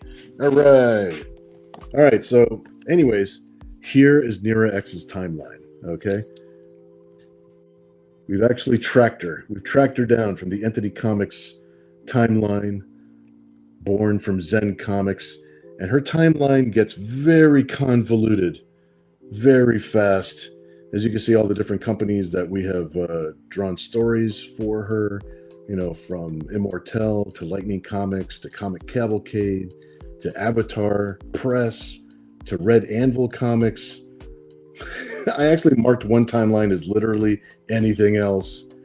And then there's the new Committed Comics Universe timeline, which is what we're kind of working on right now, and the Entity Comics Artist Proof Edition timeline. So this is like her official timeline. She does have a sense of humor. You've read my books. You know that Nira doesn't take her adventures too seriously, even though there's like big sweeping things that happen. But yeah, she is spaghetti. That's what makes her fun. You don't know what to expect. Let's see. Ken says this piece is unintentional poured right side up. I think it is too. I was going to turn it sideways, but you don't really have to. Platinum says, wrong, sir. It is in reality intentional softcore porn. Ken says, is Millennia's thigh pad similar to Nira's? No, not at all. Not at all. She's a whole different outfit, armor kind of situation going on with her. So not the same as Nira's at all. Platinum says, we like that. That's good. Argo Comics, Dan, what's up, dude? Dan says, I like that idea, Platinum. It would be cool to see Nira running into herself drawn in Bill's earlier Zen style. You know, I've tried several times to draw in my previous styles. In fact, there were a couple of people that wanted me to draw some Zen books in my previous style. And I tried to recapture that. And I mean, you could tell that I'm the same guy that I'm trying to recapture, but it doesn't really, I can't recapture completely like that earlier style. You know, it's like, you know, you work so hard to continue to grow and evolve and sort of stuff. So I tried my best to reach back and draw in the older style. Now I could still draw those characters in those costumes with those, you know, and it would be fun. It would be fun to see. But as far as like really recapturing that style, it's really hard. It's actually really hard. And I'm the same guy. So I don't know, man. But yeah, there's a lot of fun to be had with stuff like that for sure. Nira running into other versions of herself and different timelines and different things, like her story would have evolved differently. That's where Evil Nira comes from, too. She's actually a straight up doppelganger of Nira. So Nira actually grew up with her dad as a soldier of fortune / bounty hunter delivery guy, kind of space adventure dude. But Evil Nira didn't have that. She had to survive on her own in the universe. So that's why Evil Nira, her personality is very different, much more edgy and much more controversial than Nira's is, because she actually had a parental figure kind of guiding her through things, even though it was a lot of crazy adventures too. But you know. But yeah, that's what makes it fun, dude. It's like there's so many different possibilities. I love it. Kevin says, Nira running into herself. I see the most epic of all booby smashing going on. Ken says, no one loves you like yourself. Platinum says, the tree grounds everything very nicely. Thank you, my friend. Thank you. Yeah, I think the composition is like they're all in the same place now. They're all good and nice little composition now, I think. So thank you for that. I appreciate that. Some person says, this kind of reminds me of the Wally Wood version of Alice in Wonderland. Okay, I'll take that. I will take that. Joe says, is there a method to the madness that is drawing a tree? Yes and no. I mean, there is. I do like drawing trees and backgrounds and stuff because technically there's no wrong way to draw a tree. So nobody could say I drew it wrong. But I did want the tree to accomplish a certain thing as far as like the space between the two characters, how much space it's taking up in the background. So what's kind of cool about the tree is that since I can kind of make it any shape I want, I made it into the shape that I visually needed to kind of tie it together. So yeah, I love organic shapes, trees, futuristic buildings, all that sort of stuff. I like organic shapes because you can bend them to your will. Platinum says you need good wood. Kevin says, what about an Ed Wood version of Alice in Wonderland? Yes. Chris Dehan says $5 bid. Okay, you know what? While I'm catching up on where the chat is right now, because that's half of the whole fun of me hanging out here is to hang out with you guys and talk with you guys, be able to hang out for a couple of minutes. But while I'm catching up, instead of waiting for me to catch up and then starting the auction, I'll keep on catching up with the auction and we'll go ahead and start it. So we'll make this available. So right now, Chris, you are the big man in the house right now with $5 on this piece of artwork. Let me grab a scratch sheet of paper. I'm gonna grab a scratch sheet of paper. I want to kind of keep up with who's bidding what. So that way I don't have to backtrack and scroll back scroll back up to see who did what. So I got you down for 5, Chris. You're awesome. I'm gonna write it down here just to make sure. That way I don't have to scroll back up. All good. Let's see. Oops. There we go. Now I figured out where I was. There we go. Some person says Nira's origins on her home planet, clothing wasn't invented. This might be true. Some person else says Bela Lugosi is the Mad Hatter and Tor Johnson is the Queen of Hearts. He was saying that over to Kevin. Kevin says, what? I can't buy that for $1? You've been outbid. No longer $1. Some person says, so it is a knot. It's totally a knot. You know what? If highly paid writers that wrote Back to the Future couldn't keep it straight for their own movie, I had no chance of keeping these timelines together like I should. It's totally a knot. But hopefully you guys are forgiving and we're still having fun with it. So as long as we're all having fun with it, it's all good. It's all good. Some person is sharing my website. Thank you so much. I do appreciate you keeping everybody apprised on these kinds of things. I do appreciate it. That's why you have that magical wrench. Thanks, man. I do appreciate it, man. Platinum says, when you channel your old style build, you must think sharp. I know. I drew some sharp ass chins. Like the angles were like super sharp. But you guys kept on collecting and encouraging me, and you guys literally paid me to get better. So, I couldn't live this life without you guys.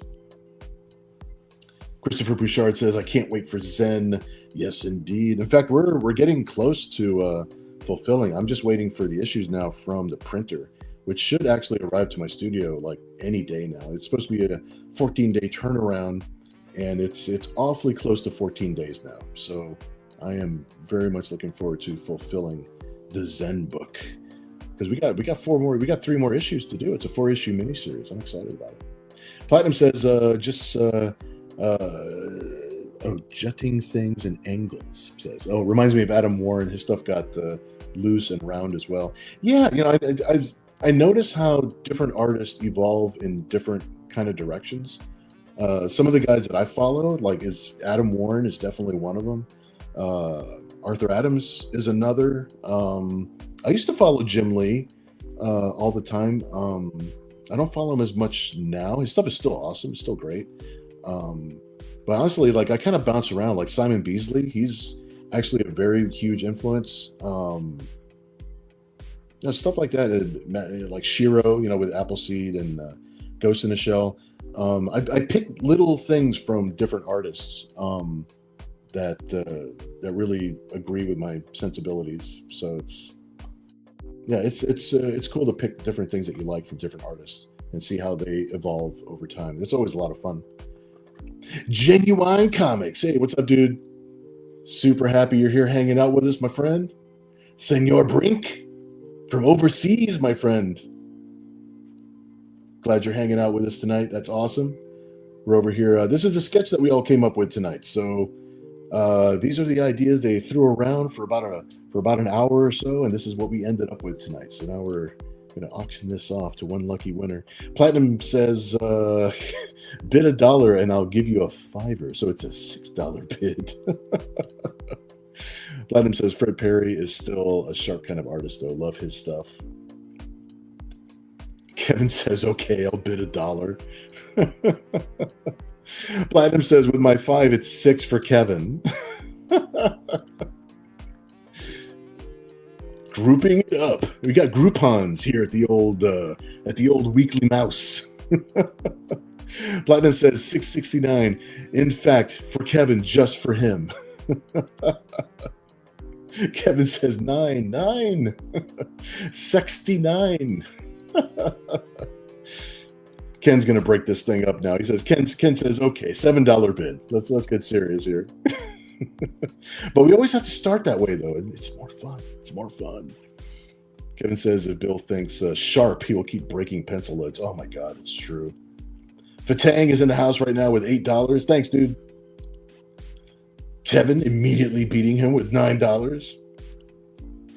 Chris Dehan is in the room with $11. Thank you so much, Chris. Kevin says, okay, I got a 6 and a 9 in. I'm good. You're awesome, dude. Very, very cool. Okay, let's see. The time right now is 11:43. So we're going to let the auction go until 11:45. I think it's been going on for a little bit more than 5 minutes now anyway. So it's for 2 or 3 more minutes. We'll keep it going. And then we'll go ahead and do a 10-second countdown.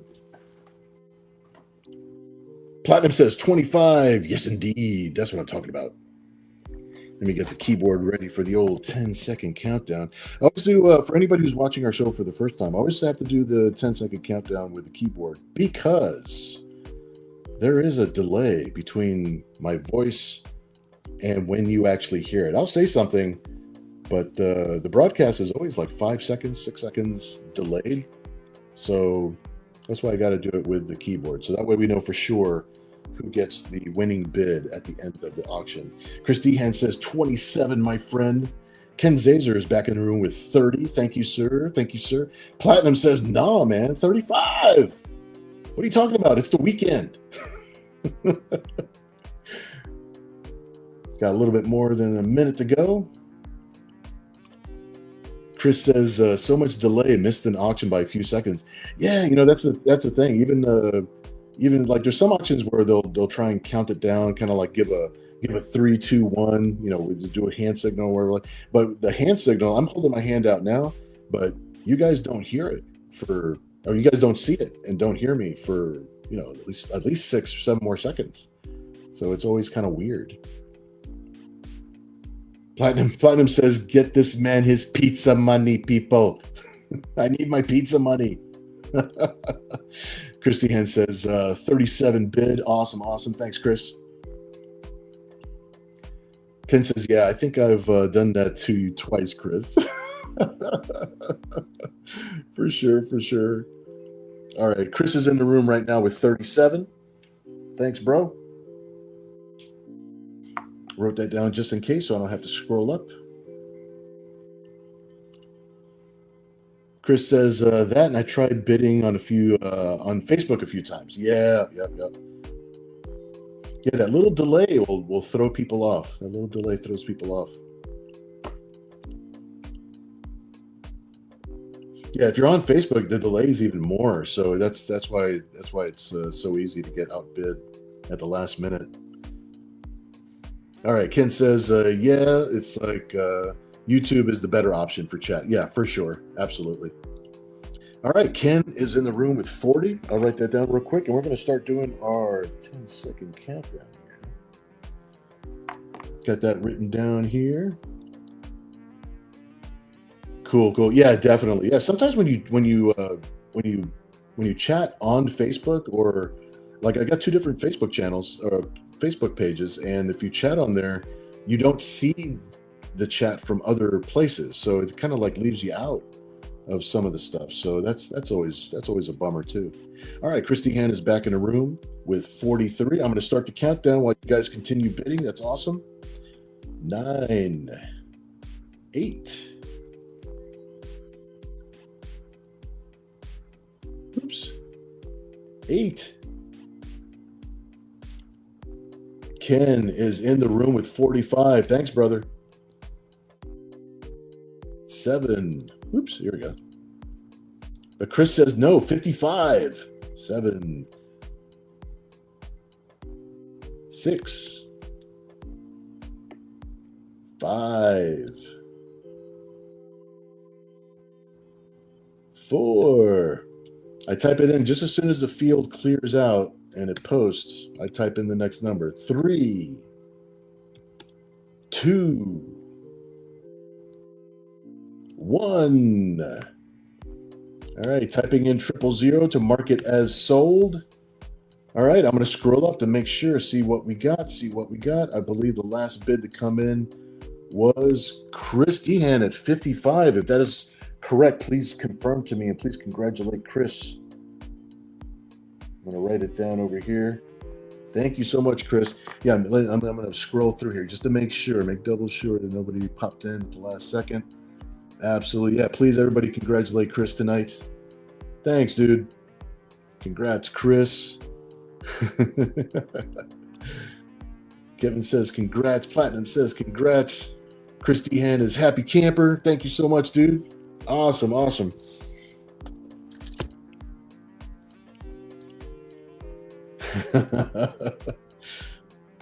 Very, very, very cool, dude.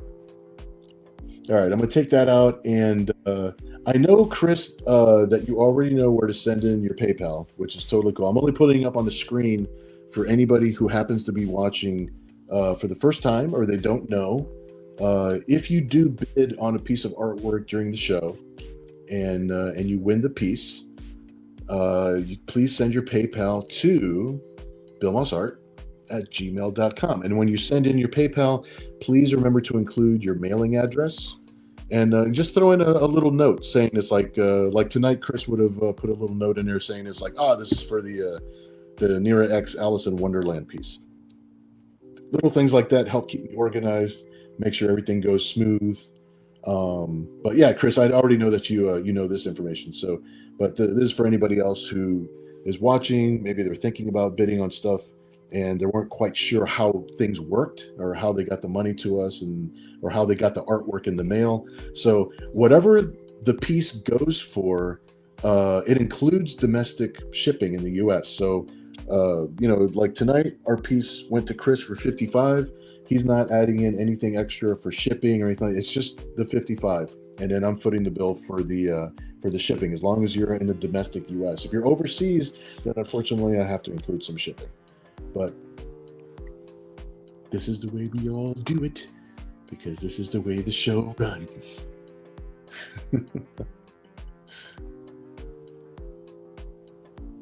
Let's see. Chris Dehan says, "Are you putting smaller ones tonight as well?" Let me see. Well, let me set yours aside. I want to make sure I keep it safe over here. That's your piece for tonight. I do have something that we can, because this is something that I drew on another live stream, but we never auctioned it off, never did anything with it. It's just a quick Red Monica sketch. And let me see here. I don't think I have anything else here handy. But if you would like to place a bid on the Red Monica sketch, that would be totally, totally cool. And you know what?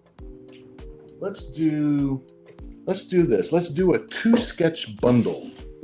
If you would like to bid on a 2-sketch, I have to put Post-it notes on this one. This one needs Post-it notes, ladies and gentlemen. All right, let me put some Post-it notes on here, and then I will show it to you. All right, I've got a 2 small sketch special.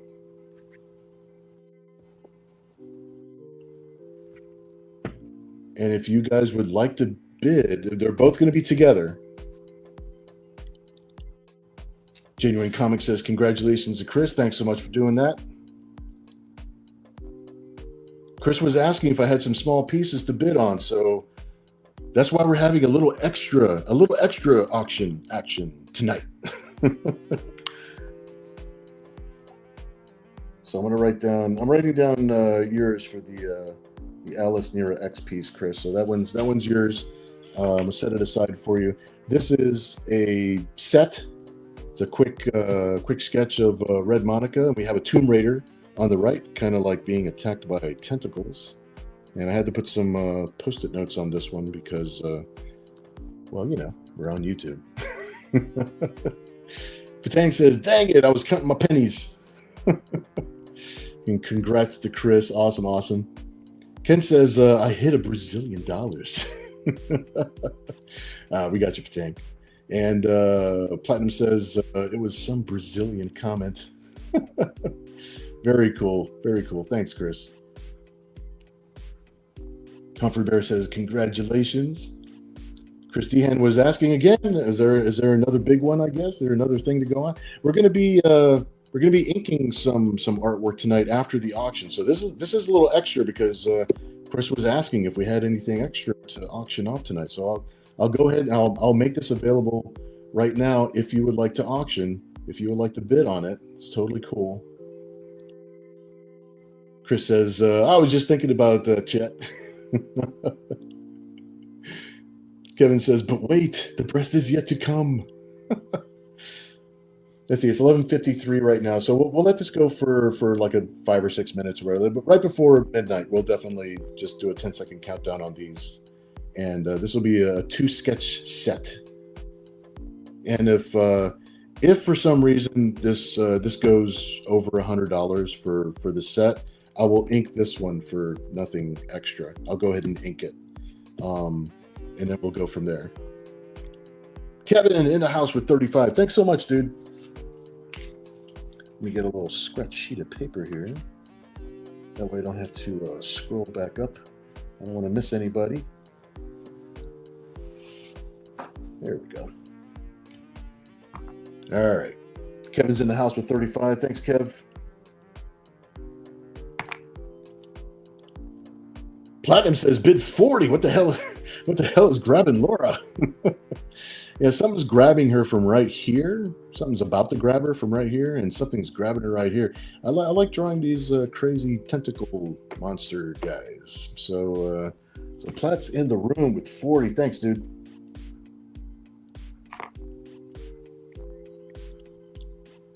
Ken says, "What's going on downstairs in the white paper sketch?" She's being taken prisoner, my friend. Chris Dehan says 42. Thanks so much, Chris. I'll write that down real quick.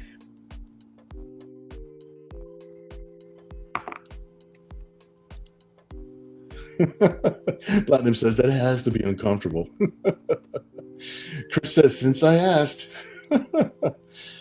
Platinum's in the room with 55 now. Thanks so much, Plat. Kevin says that could be Laura or even the Baroness. Yeah, I was thinking Laura Croft when I drew her. So I got the shorts are coming down. The little green shirts coming off. She's got the gun there, but she does have a little Baron. She has a Baroness features also. She does.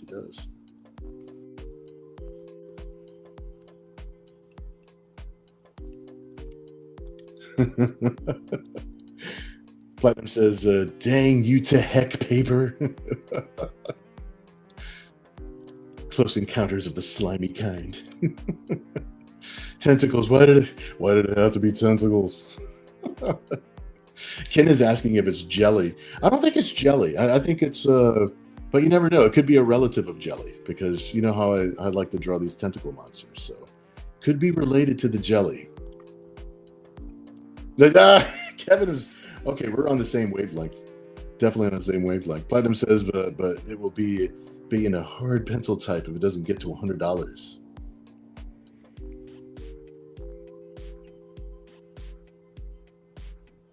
Yeah, if it goes over 100, I'll ink it, and you know what? Let's color it too. Why not?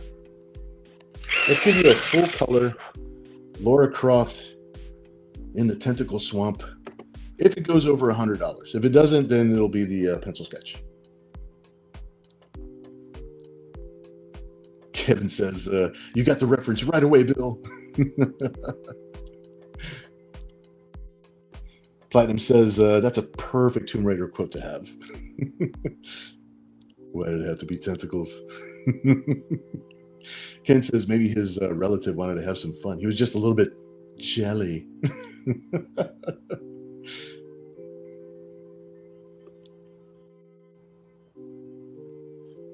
All right, Platinum's in a room with 55. Thanks so much, dude. We're gonna let this go for just a little less than 3 minutes, right before the stroke of midnight here. We're gonna go ahead and do a 10-second countdown for these two guys, and then we'll ink for a little bit. We'll have a little bit of studio time. We'll have a little bit of chilling out time together. And if you guys can stay for that, awesome. If anybody has to leave early, totally cool. I'm always happy that we can hang out for any amount of time that we can hang out for. It's always good. Always good. Insert rim shot. Oh, Ken. Indeed.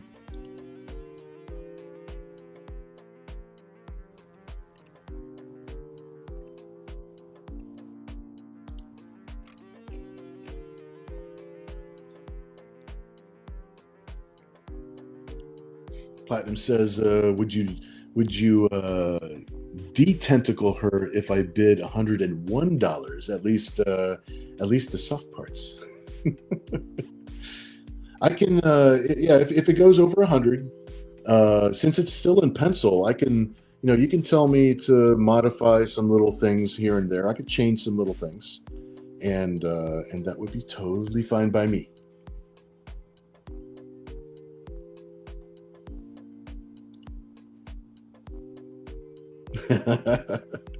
Yeah, we can make some modifications. We can make some little modifications. This one up here is like, well, if you win the bid, then I'll send you the uncensored version of the picture, and then you can ask me to make some little modifications to it, and I'll just go ahead and we'll make those things happen. We'll make those things happen. Chris is back in the house with 57. Thanks so much, Chris. Awesome.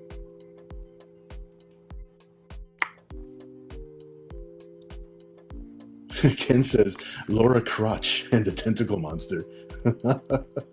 Platinum says, bid 101. Yeah, I want to see the goods. Well, Platinum is in the room right now with 101, my friends. Currently the big bid in the house. So he's going to get full color. He's going to get, obviously it's going to be inked with full color, and we're going to modify it just a little bit.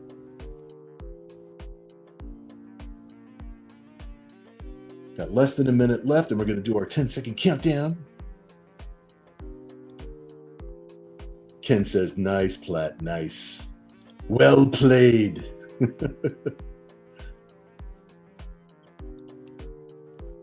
Some person says she's not aiming the gun at the tentacles for some reason.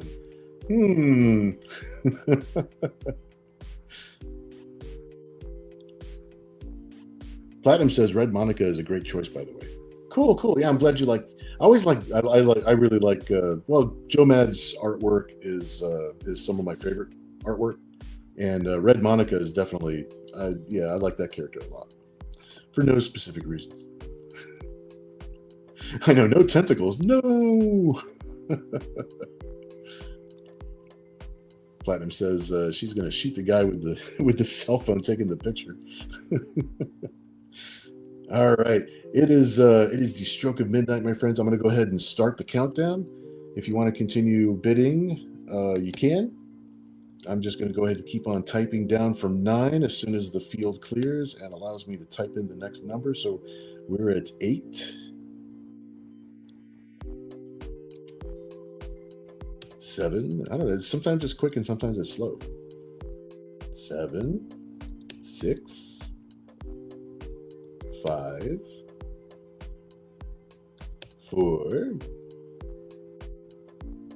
3, 2, 1, and I will type in a 000 to mark it as sold, and we'll see what we got. All right, we're sold, and yeah, as far as I know, let me scroll back up just to make sure. Please, everybody, congratulate Platinum for winning the bid and being creative with the bid. Well played, sir. Well played. I'm going to set these aside for you, and a little bit later, Platinum, I'll send you a picture of just what the pencil looks like up here, and you can send me some notes whenever you want. You can either email me or you can you know how to reach me. And just let me know how you like me to modify that just a little bit. And that's going to be a lot of fun. Everybody congratulate the Platinum. Platinum's come through again. Very, very cool. All right, I'm going to go ahead and circle this one. This is for the Laura Croft.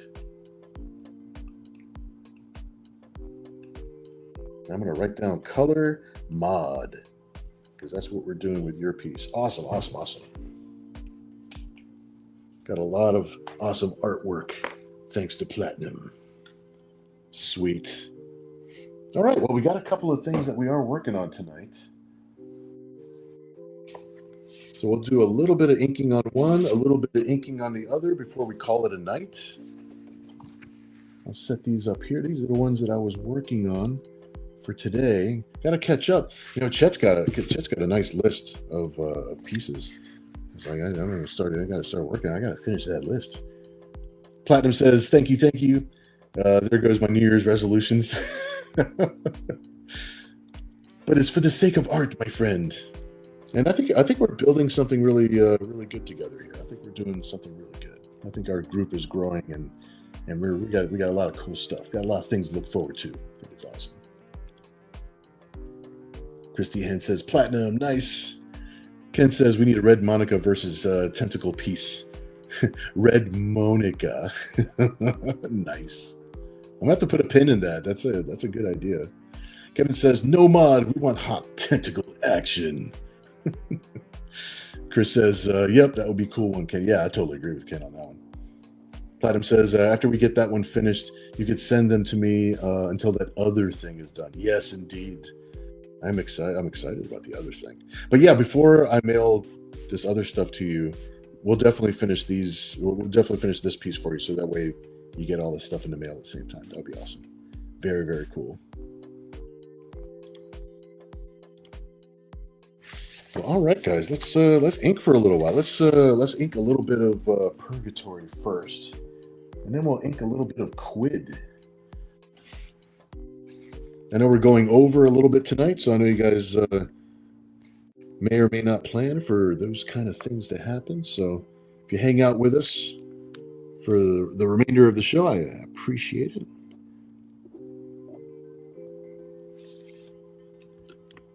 Here we go. Let me pull this up a little bit closer.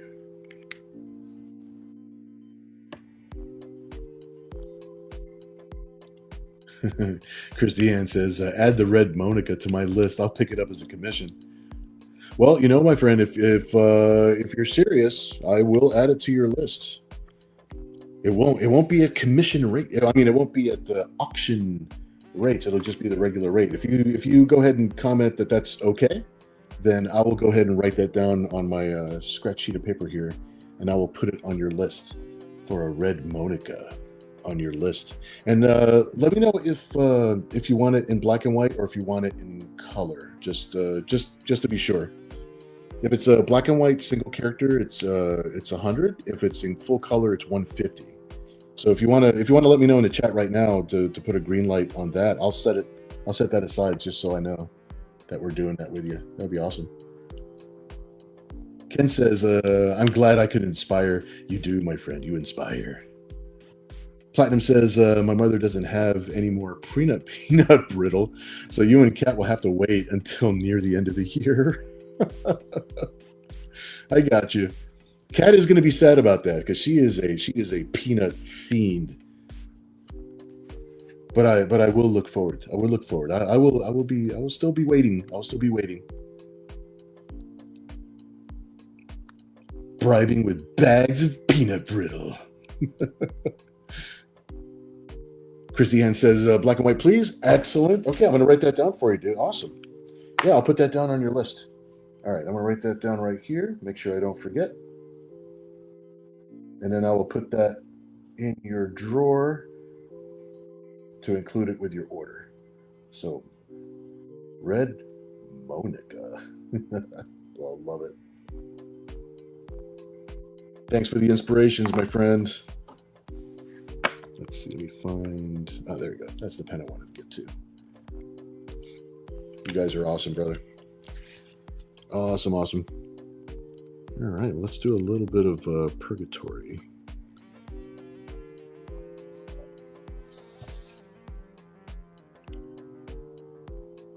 And this piece right here, other than the fact that this is actually Chet's character, and she actually plays an integral part in the Cyber Angel saga now. So you got Chet's character in here, and then this piece was Chet's idea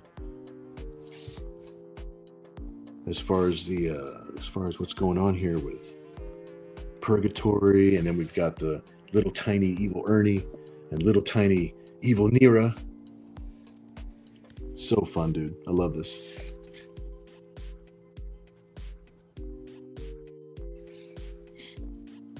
Gives me a reason to live.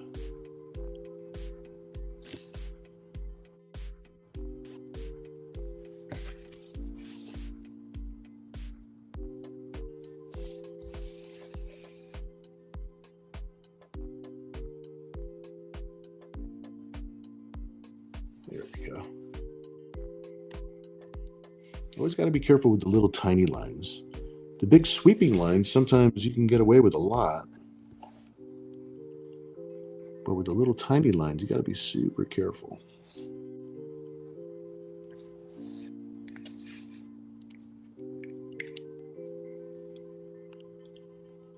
Let's see, Ken says black and white, then she isn't red. All good, bro. All good. Let's see, Platinum says, did you color size Supergirl too? Is it around to take a look at? It might actually be here. I don't think I've mailed out his artwork yet. I could show you the ink of it, but it has not been colored yet. So Cy didn't order it in color, but I think we might do some digital colors on it, and we're going to post. We'll post a high-res file of her on the club. So if anybody's wondering where the club is at, it's Club Corrupt. That's where we post all of our exotic stuff. Yeah, I figure Supergirl was doing some crunches, and that's why the costume exploded. So she was doing some sit-ups. So yeah, this is size Supergirl. Yeah. So I'm glad you asked about her, because they've got a small drawer of artwork that's going out to them this week. So I was actually a little surprised that I still had her in the drawer right there. So I'm glad I had it right there, because she's off in the mail here, like in 2 seconds.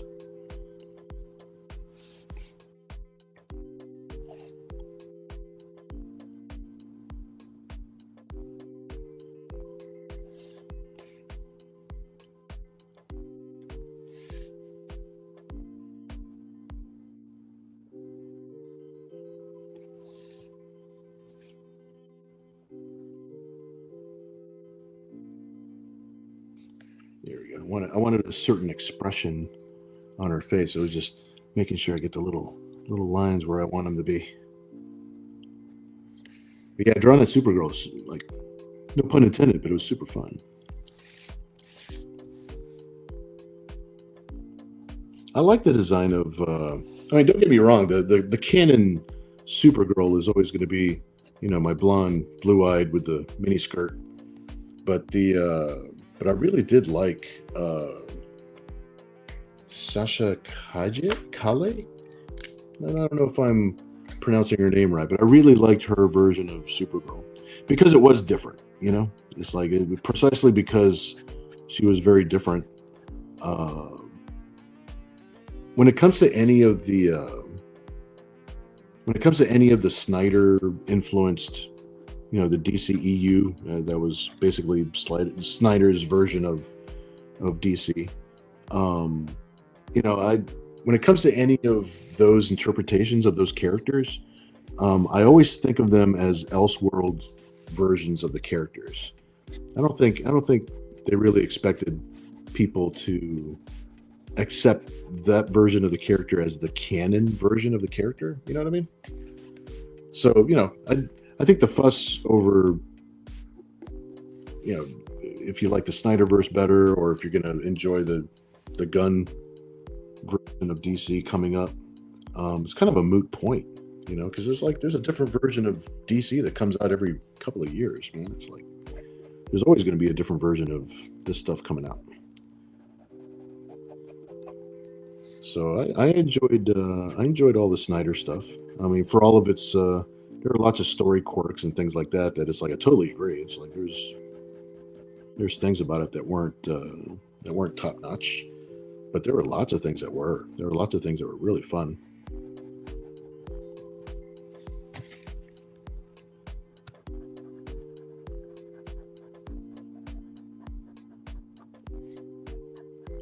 Yeah, if it wasn't for him doing it, we'd never see that version of those characters. Like, seeing. I mean, I think that's about as close to a Dark Knight, Frank Miller Batman as we're ever going to see on screen.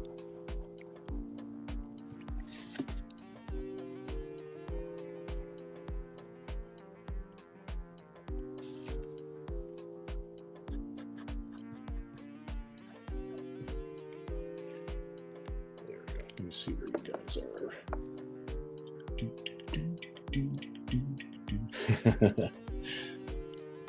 Let's see. Platinum says, always wondered, theoretically, how much does it cost to get other IPs in your book? That's a case by case kind of situation, because part of the deal too is me being able to reprint those books. If I wanted to reprint something 5 years from now, 10 years from now, I mean, obviously I would always credit things appropriately to who's this character belongs to this person. But we're small potatoes compared to big publishers, so it's not like anybody is sharing revenue or getting paid royalties for something. So I never really seek that kind of stuff out. But if it's something that somebody really wants to do, then we'll talk about it, and it's a case by case thing. I want people to be happy with whatever the arrangement happens to be, to do something like that. But it could be a situation where you have a character that you've created ends up guest starring in one of the books, and if I print the book 20 years from now, then it's like I'd like to be able to do that without making sure I'm not stepping on anybody's creative toes, or anybody thinks that they might be getting extra money out of something later. It's just because there's not enough money to share. I mean, the print runs on the books are extremely low, and so it's a case by case thing. But if you're interested in something like that, I mean, we can always talk about it, and if we come up with a certain arrangement or whatever that you're happy with, then I'm always open to things like that. That's a good thing about the way comics are right now, is that like, for instance, if I want a variant cover from a certain artist that I couldn't even have access to back in the 90s, everything is so accessible now. I'm able to just reach out to that particular creator and actually just ask them, just like, hey, I'd like to have something, and the worst they could say is no. So if you want to talk about that, awesome. I'm totally up to talking about it, and it's always case by case. It's always gonna be different for everybody. So, but yeah, I'm totally open to talking about it, dude. Especially with you, man. Especially with you, dude, because you're awesome and you're supporting us a lot. So, of course, I'm willing to listen to you. Platinum also says, say Purgatory, for instance. Well, see, that's different. For me to have a character if I want a character that belongs to somebody else, then I'm going to be paying some money, because I'm the one that wants it, or I'm the one that, if I need to arrange something specific for that to happen. Now, there are other crossovers that I'm actually negotiating right now with other creators, because they want to do a crossover with Nira X.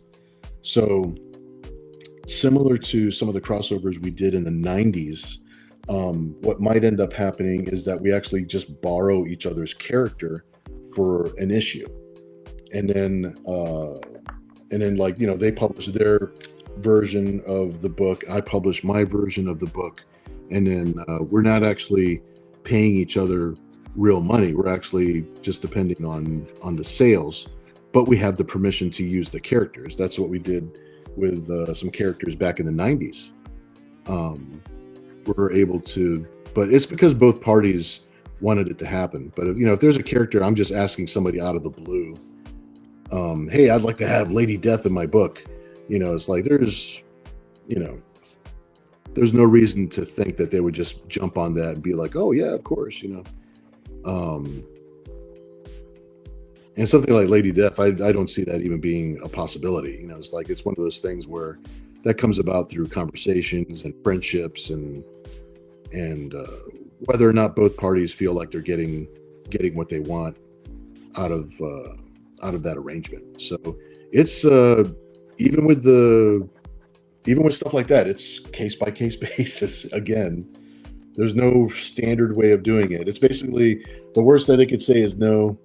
You just have to go out and ask, and be prepared to pay a whole lot of money in order to make it happen.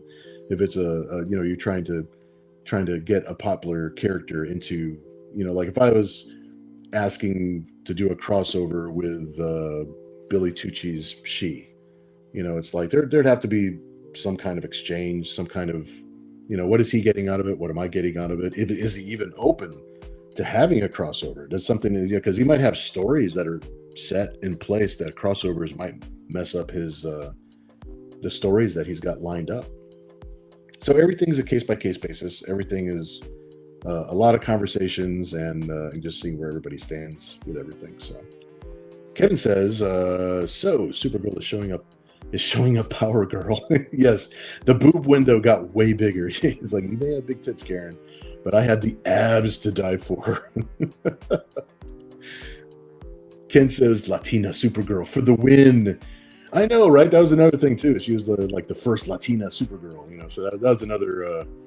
I know at some point I gotta buy that figure from Sideshow. That'll be how I show my support for Latina Supergirl. I'll end up getting the Sideshow Collectibles figure that they made. It actually ended up looking like a good figure, so it would look good in the studio. It would give me some inspiration. So we'll see. We'll see at some point down the road. Hopefully, maybe I'll grab that.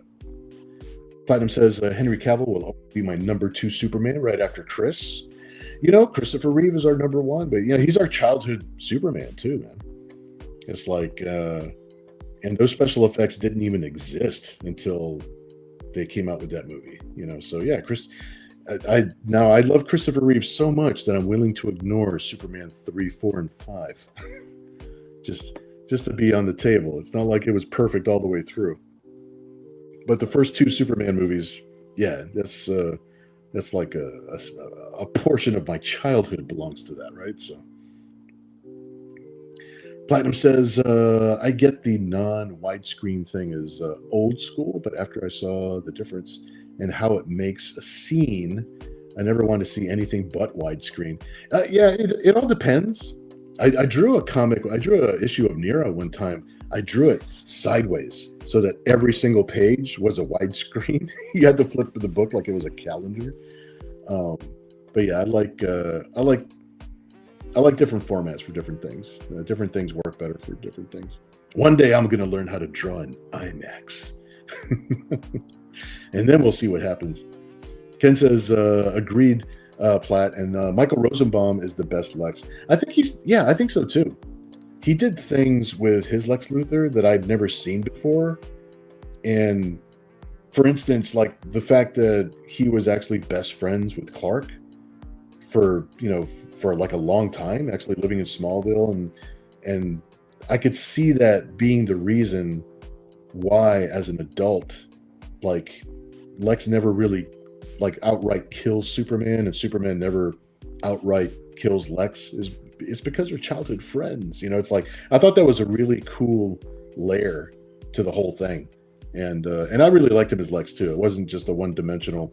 I like the the Christopher Reeve era Lex Luthor, but they don't write those. They haven't written a Lex Luthor that was really like so intelligent and 4 moves ahead of everybody. It was always a land grab or some kind of like weird real estate scheme. It's like he needs to be.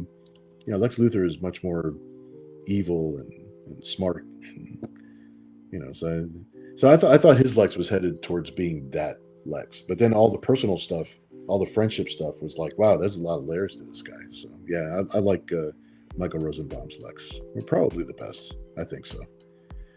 Platinum says, I like the original campy Lex myself. Oh, there's a charm to it. Don't get me wrong. Miss Tessbucker! And he was cold. Dude, it's like original campy Lex was a cold bastard. I mean, it's like he knew that Miss Tessbucker's parents lived in the town where the nuke was going to drop. And he was just like, yeah, they don't live there no more. So, I mean, he did have the cold heart chops. I see Chris Dehan says Rosenbaum should have kept going on Smallville. Just wish he took a break and then came back to it. Me too. I didn't like the fact that he left, and he only came back at the very end, and it was kind of a little bit of a shoehorned in a little bit. But yeah, I wish he just would have stayed the whole time. It was much more interesting with him in it. Kevin says, I have seen it said that you can't hear words, and yet I just heard Gene Hackman there. Yes. That's why I read it like that. Oh my God. It's like I can't even read that without hearing his voice. Some person says you'd have to rename her Lady Beth to get away with it. Oh, that's true. That's true. But you know what? It's like, and I do parodies of all kinds of stuff. But having come up with Brian in the shows, and I know how he feels personally about people doing parodies of his stuff. So I've stayed away from it. I think we did a one-page gag in one parody press book back in like 1994, 1993, something like that. And it was Lady Breast, it was just a quick, like a one-page gag, like a Crack Magazine gag or whatever. Not a big deal, not enough to make waves or anything like that. But me knowing now, like how he feels about that, and so I'm just like, well, out of common courtesy, I just don't. I'll do commissions. I'll do single pieces for people. That's totally fine. I don't mind doing that. But I think including a Lady Death parody, knowing how he feels about it, I just tend to stay away from it. So that way, it's like, there's no reason for me to offend him if especially if I already know that he feels badly about people doing that. So it's fine. It's not a big deal. A little bit of respect. Let's see. Platinum says if we can just get Dan Mendoza, so a one shot for the Neroverse, I could die a happy man. Dan is awesome, man. I like Dan a lot. It's like I want to do something together with Dan at some point. He's a cool dude, and I know he likes Nera X too. So it would be cool if we can work something like that out. If you ever talk to him at a show, let him know that I'm open to it. I let him know, but I'm in contact enough with him that I can say something. But he's super busy. His campaigns and his books have been taken off like gangbusters, and he's been like super busy. So we'll see if something can come together. I'd be super open to it if he was open to that. To do it once, yeah, absolutely. But he has to use all the characters. Kevin says Superman 2 theatrical or the Donner cut. I would say the theatrical release, only because that's what I'm used to. That's what I saw. That's the version of it that's in my head. I saw the Donner cut and I thought it was interesting to see it because of the differences, because of the things they put in. But what I have in my head is the theatrical release. So it's like listening to a remix of a song that you're already a fan of. It's kind of, not that it's weird. It's just, it's not the one. I'm glad they made the Donner cut because I was happy to watch it. I wanted to see just what was up with it and what was going to be included. What were the differences? But what sticks in my head is the theatrical version. So Platinum says Soups 3 was just a fun romp as far as I'm concerned. Richard Pryor is the greatest of all time. He is, dude. It's worth it to watch for him. But all the Superman movies past two is just heading downhill. It wasn't the classic stuff that sparked the imagination like the first two. But still, 3 was fun. 4 was it 5? That was the one where he got rid of all the nukes. I think the 5th one he got rid of all the nukes. It was getting a little bit too. But they were running out of money. They were just trying to cash in when they could. So 1 and 2 is still all-time classic, man. All-time classic. Fatang says that's what they're doing to him now in even small towns like Harley Quinn. Wait a minute. That's what they are doing to him now in even small shows like Harley Quinn. Oh, I get what you're saying. I get it. Yeah, they're diminishing. Yeah, they are diminishing him. He's like, they relegate him to in the animated series. I thought he was a fairly big threat. They played him as a pretty big threat and a very intelligent character, But But yeah, it's like you know who plays the best Lex Luthor, and it's not a DC thing. So it's Red Reddington. Red Reddington from the Blacklist. If there was a character, and there's like 9 seasons of this damn show, and the whole show, he like if he was just Lex Luthor, if he just changed his name to Lex Luthor, it would be the best DC show. So check out the Blacklist. If you ever watch the Blacklist, the bad guy who's actually the star of the show, Red Reddington, he's the concierge of crime. I would like Lex Luthor to be kind of a little bit more in that direction. You know what I mean? Some person says, I like the part where Superman said he wouldn't leave Earth defenseless this time and then leaves for 5 years. Yeah, that might be a plot hole of some kind. I don't know. You know, I liked that they even tried to make Superman Returns. I mean, I do like that it was an effort was made. But holy smokes, man, it's like there's some things about that movie that were just, there were things about it that were really cool. There were some golden Easter eggs and some golden nuggets in that movie. But wow, they did some things that were just made you scratch your head. Platinum says, from now on, when Dan does a Kickstarter, I will ask him when the Nira X thing is going to happen. That would be awesome. Ask in a friendly way. Don't make him mad. You know, he'll never do it. But yeah, a little nudge here and there. It's like, oh, I hear Bill's a fan.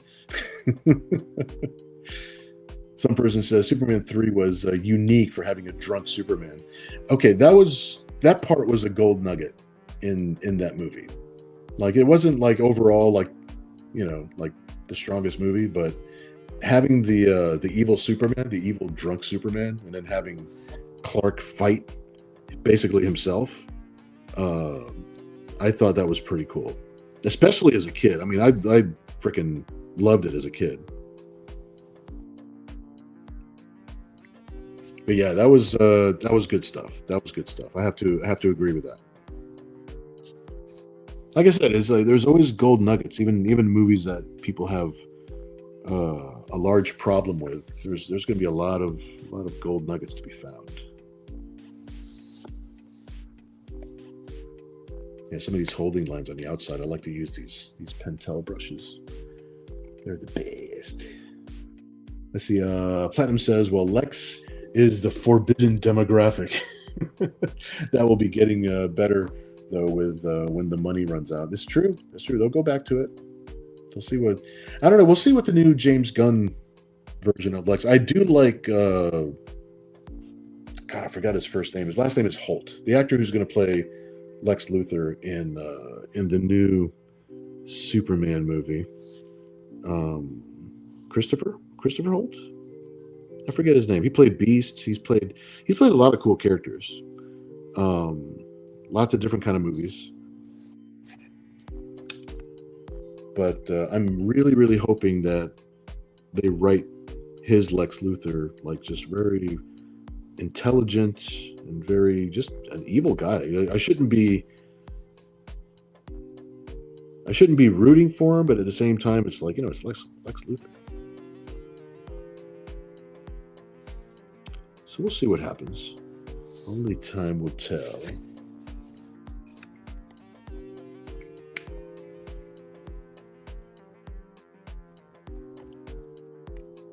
Let's see. Platinum says, have you seen Superman? It's his life story, and it's great. You know what? Kat was actually telling me about that, and I've got it on my I got it checked off on the little list there on my queue. It's on my queue, on my quo, on my list of things to watch. So I'm actually looking forward to seeing that a lot. I've heard nothing but really cool things about it. So plus it'd be nice to find out, you know, like the story behind the man a little bit more. I've seen a lot of other write-ups about Christopher Reeve and lots of things here and there, but if this one is as good as people are saying it is, it's like it's a must watch.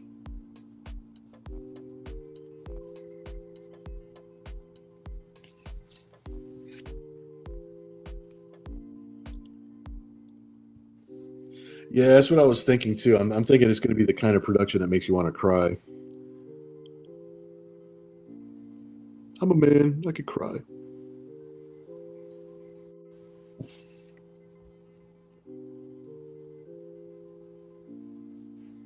Yeah, I figured they were going to take like a real meaningful approach to talking about his life, you know. So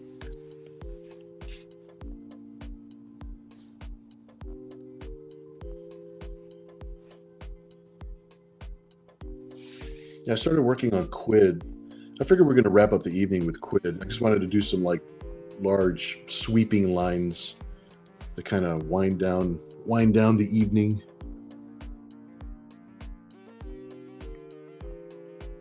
And after this, I'll grab some food. I'll take a nap. Hopefully everybody else's Saturday was good, treated them all right.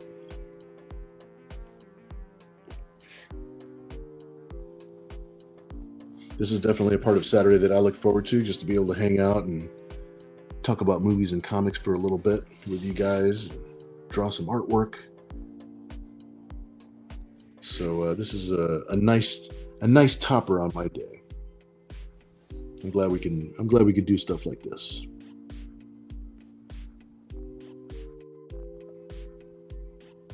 When I first started drawing comics, we couldn't do stuff like this. We didn't have the internet.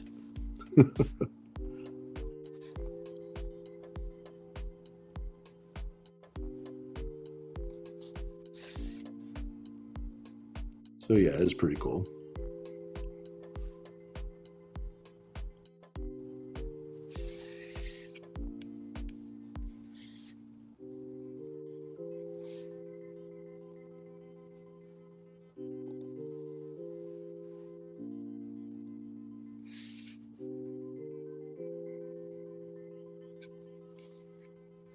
There we go. Yeah, got some nice holding lines on Quid here. Get him started.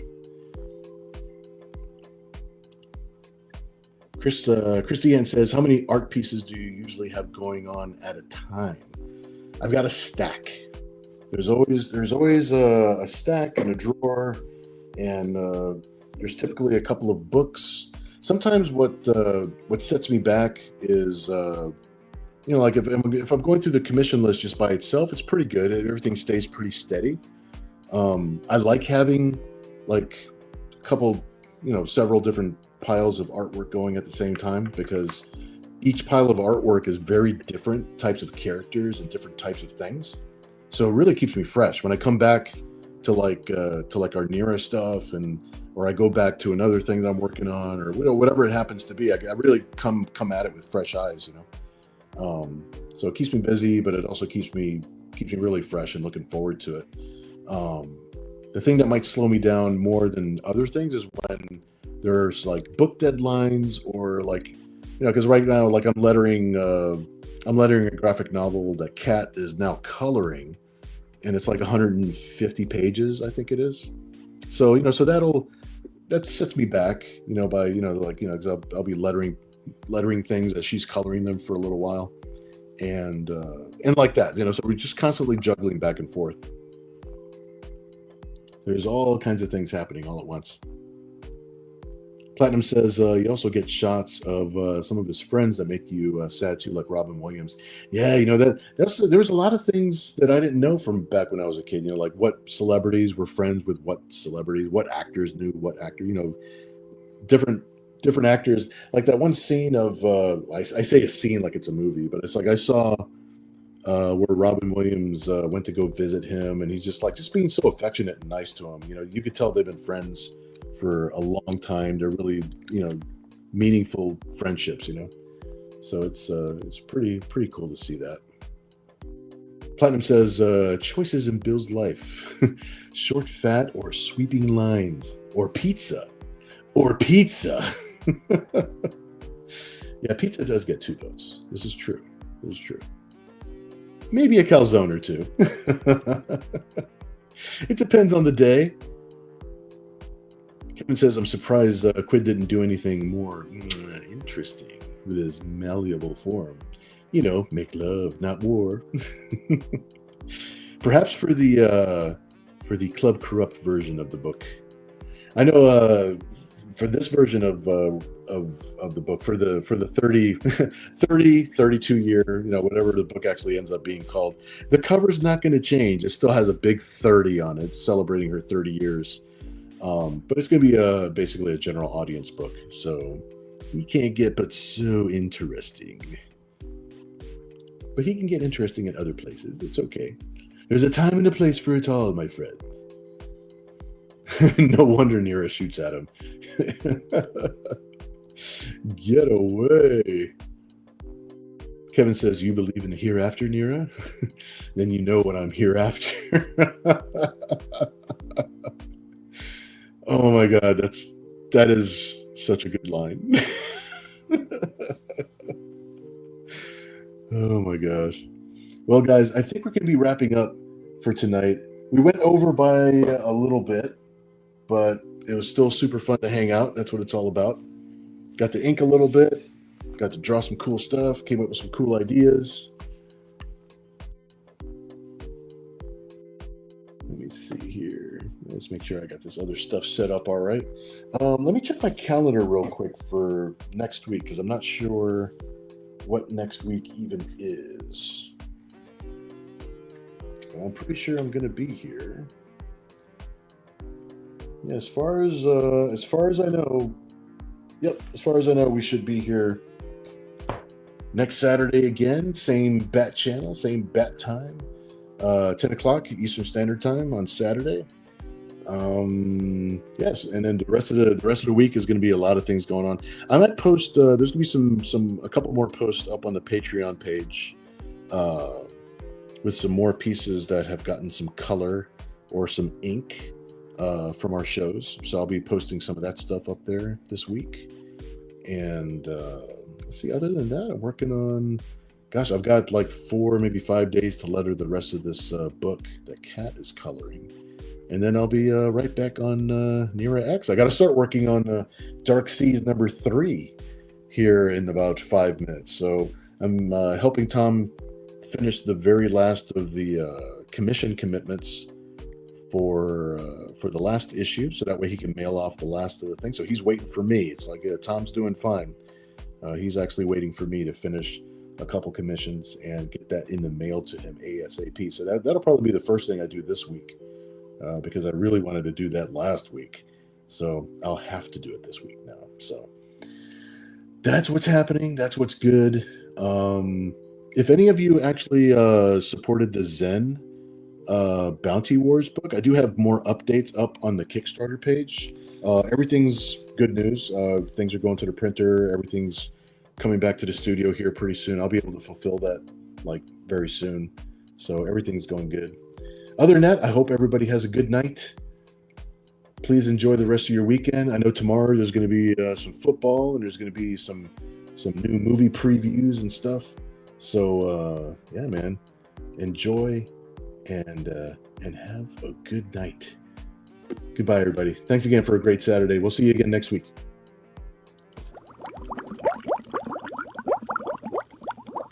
Good night, Seattle.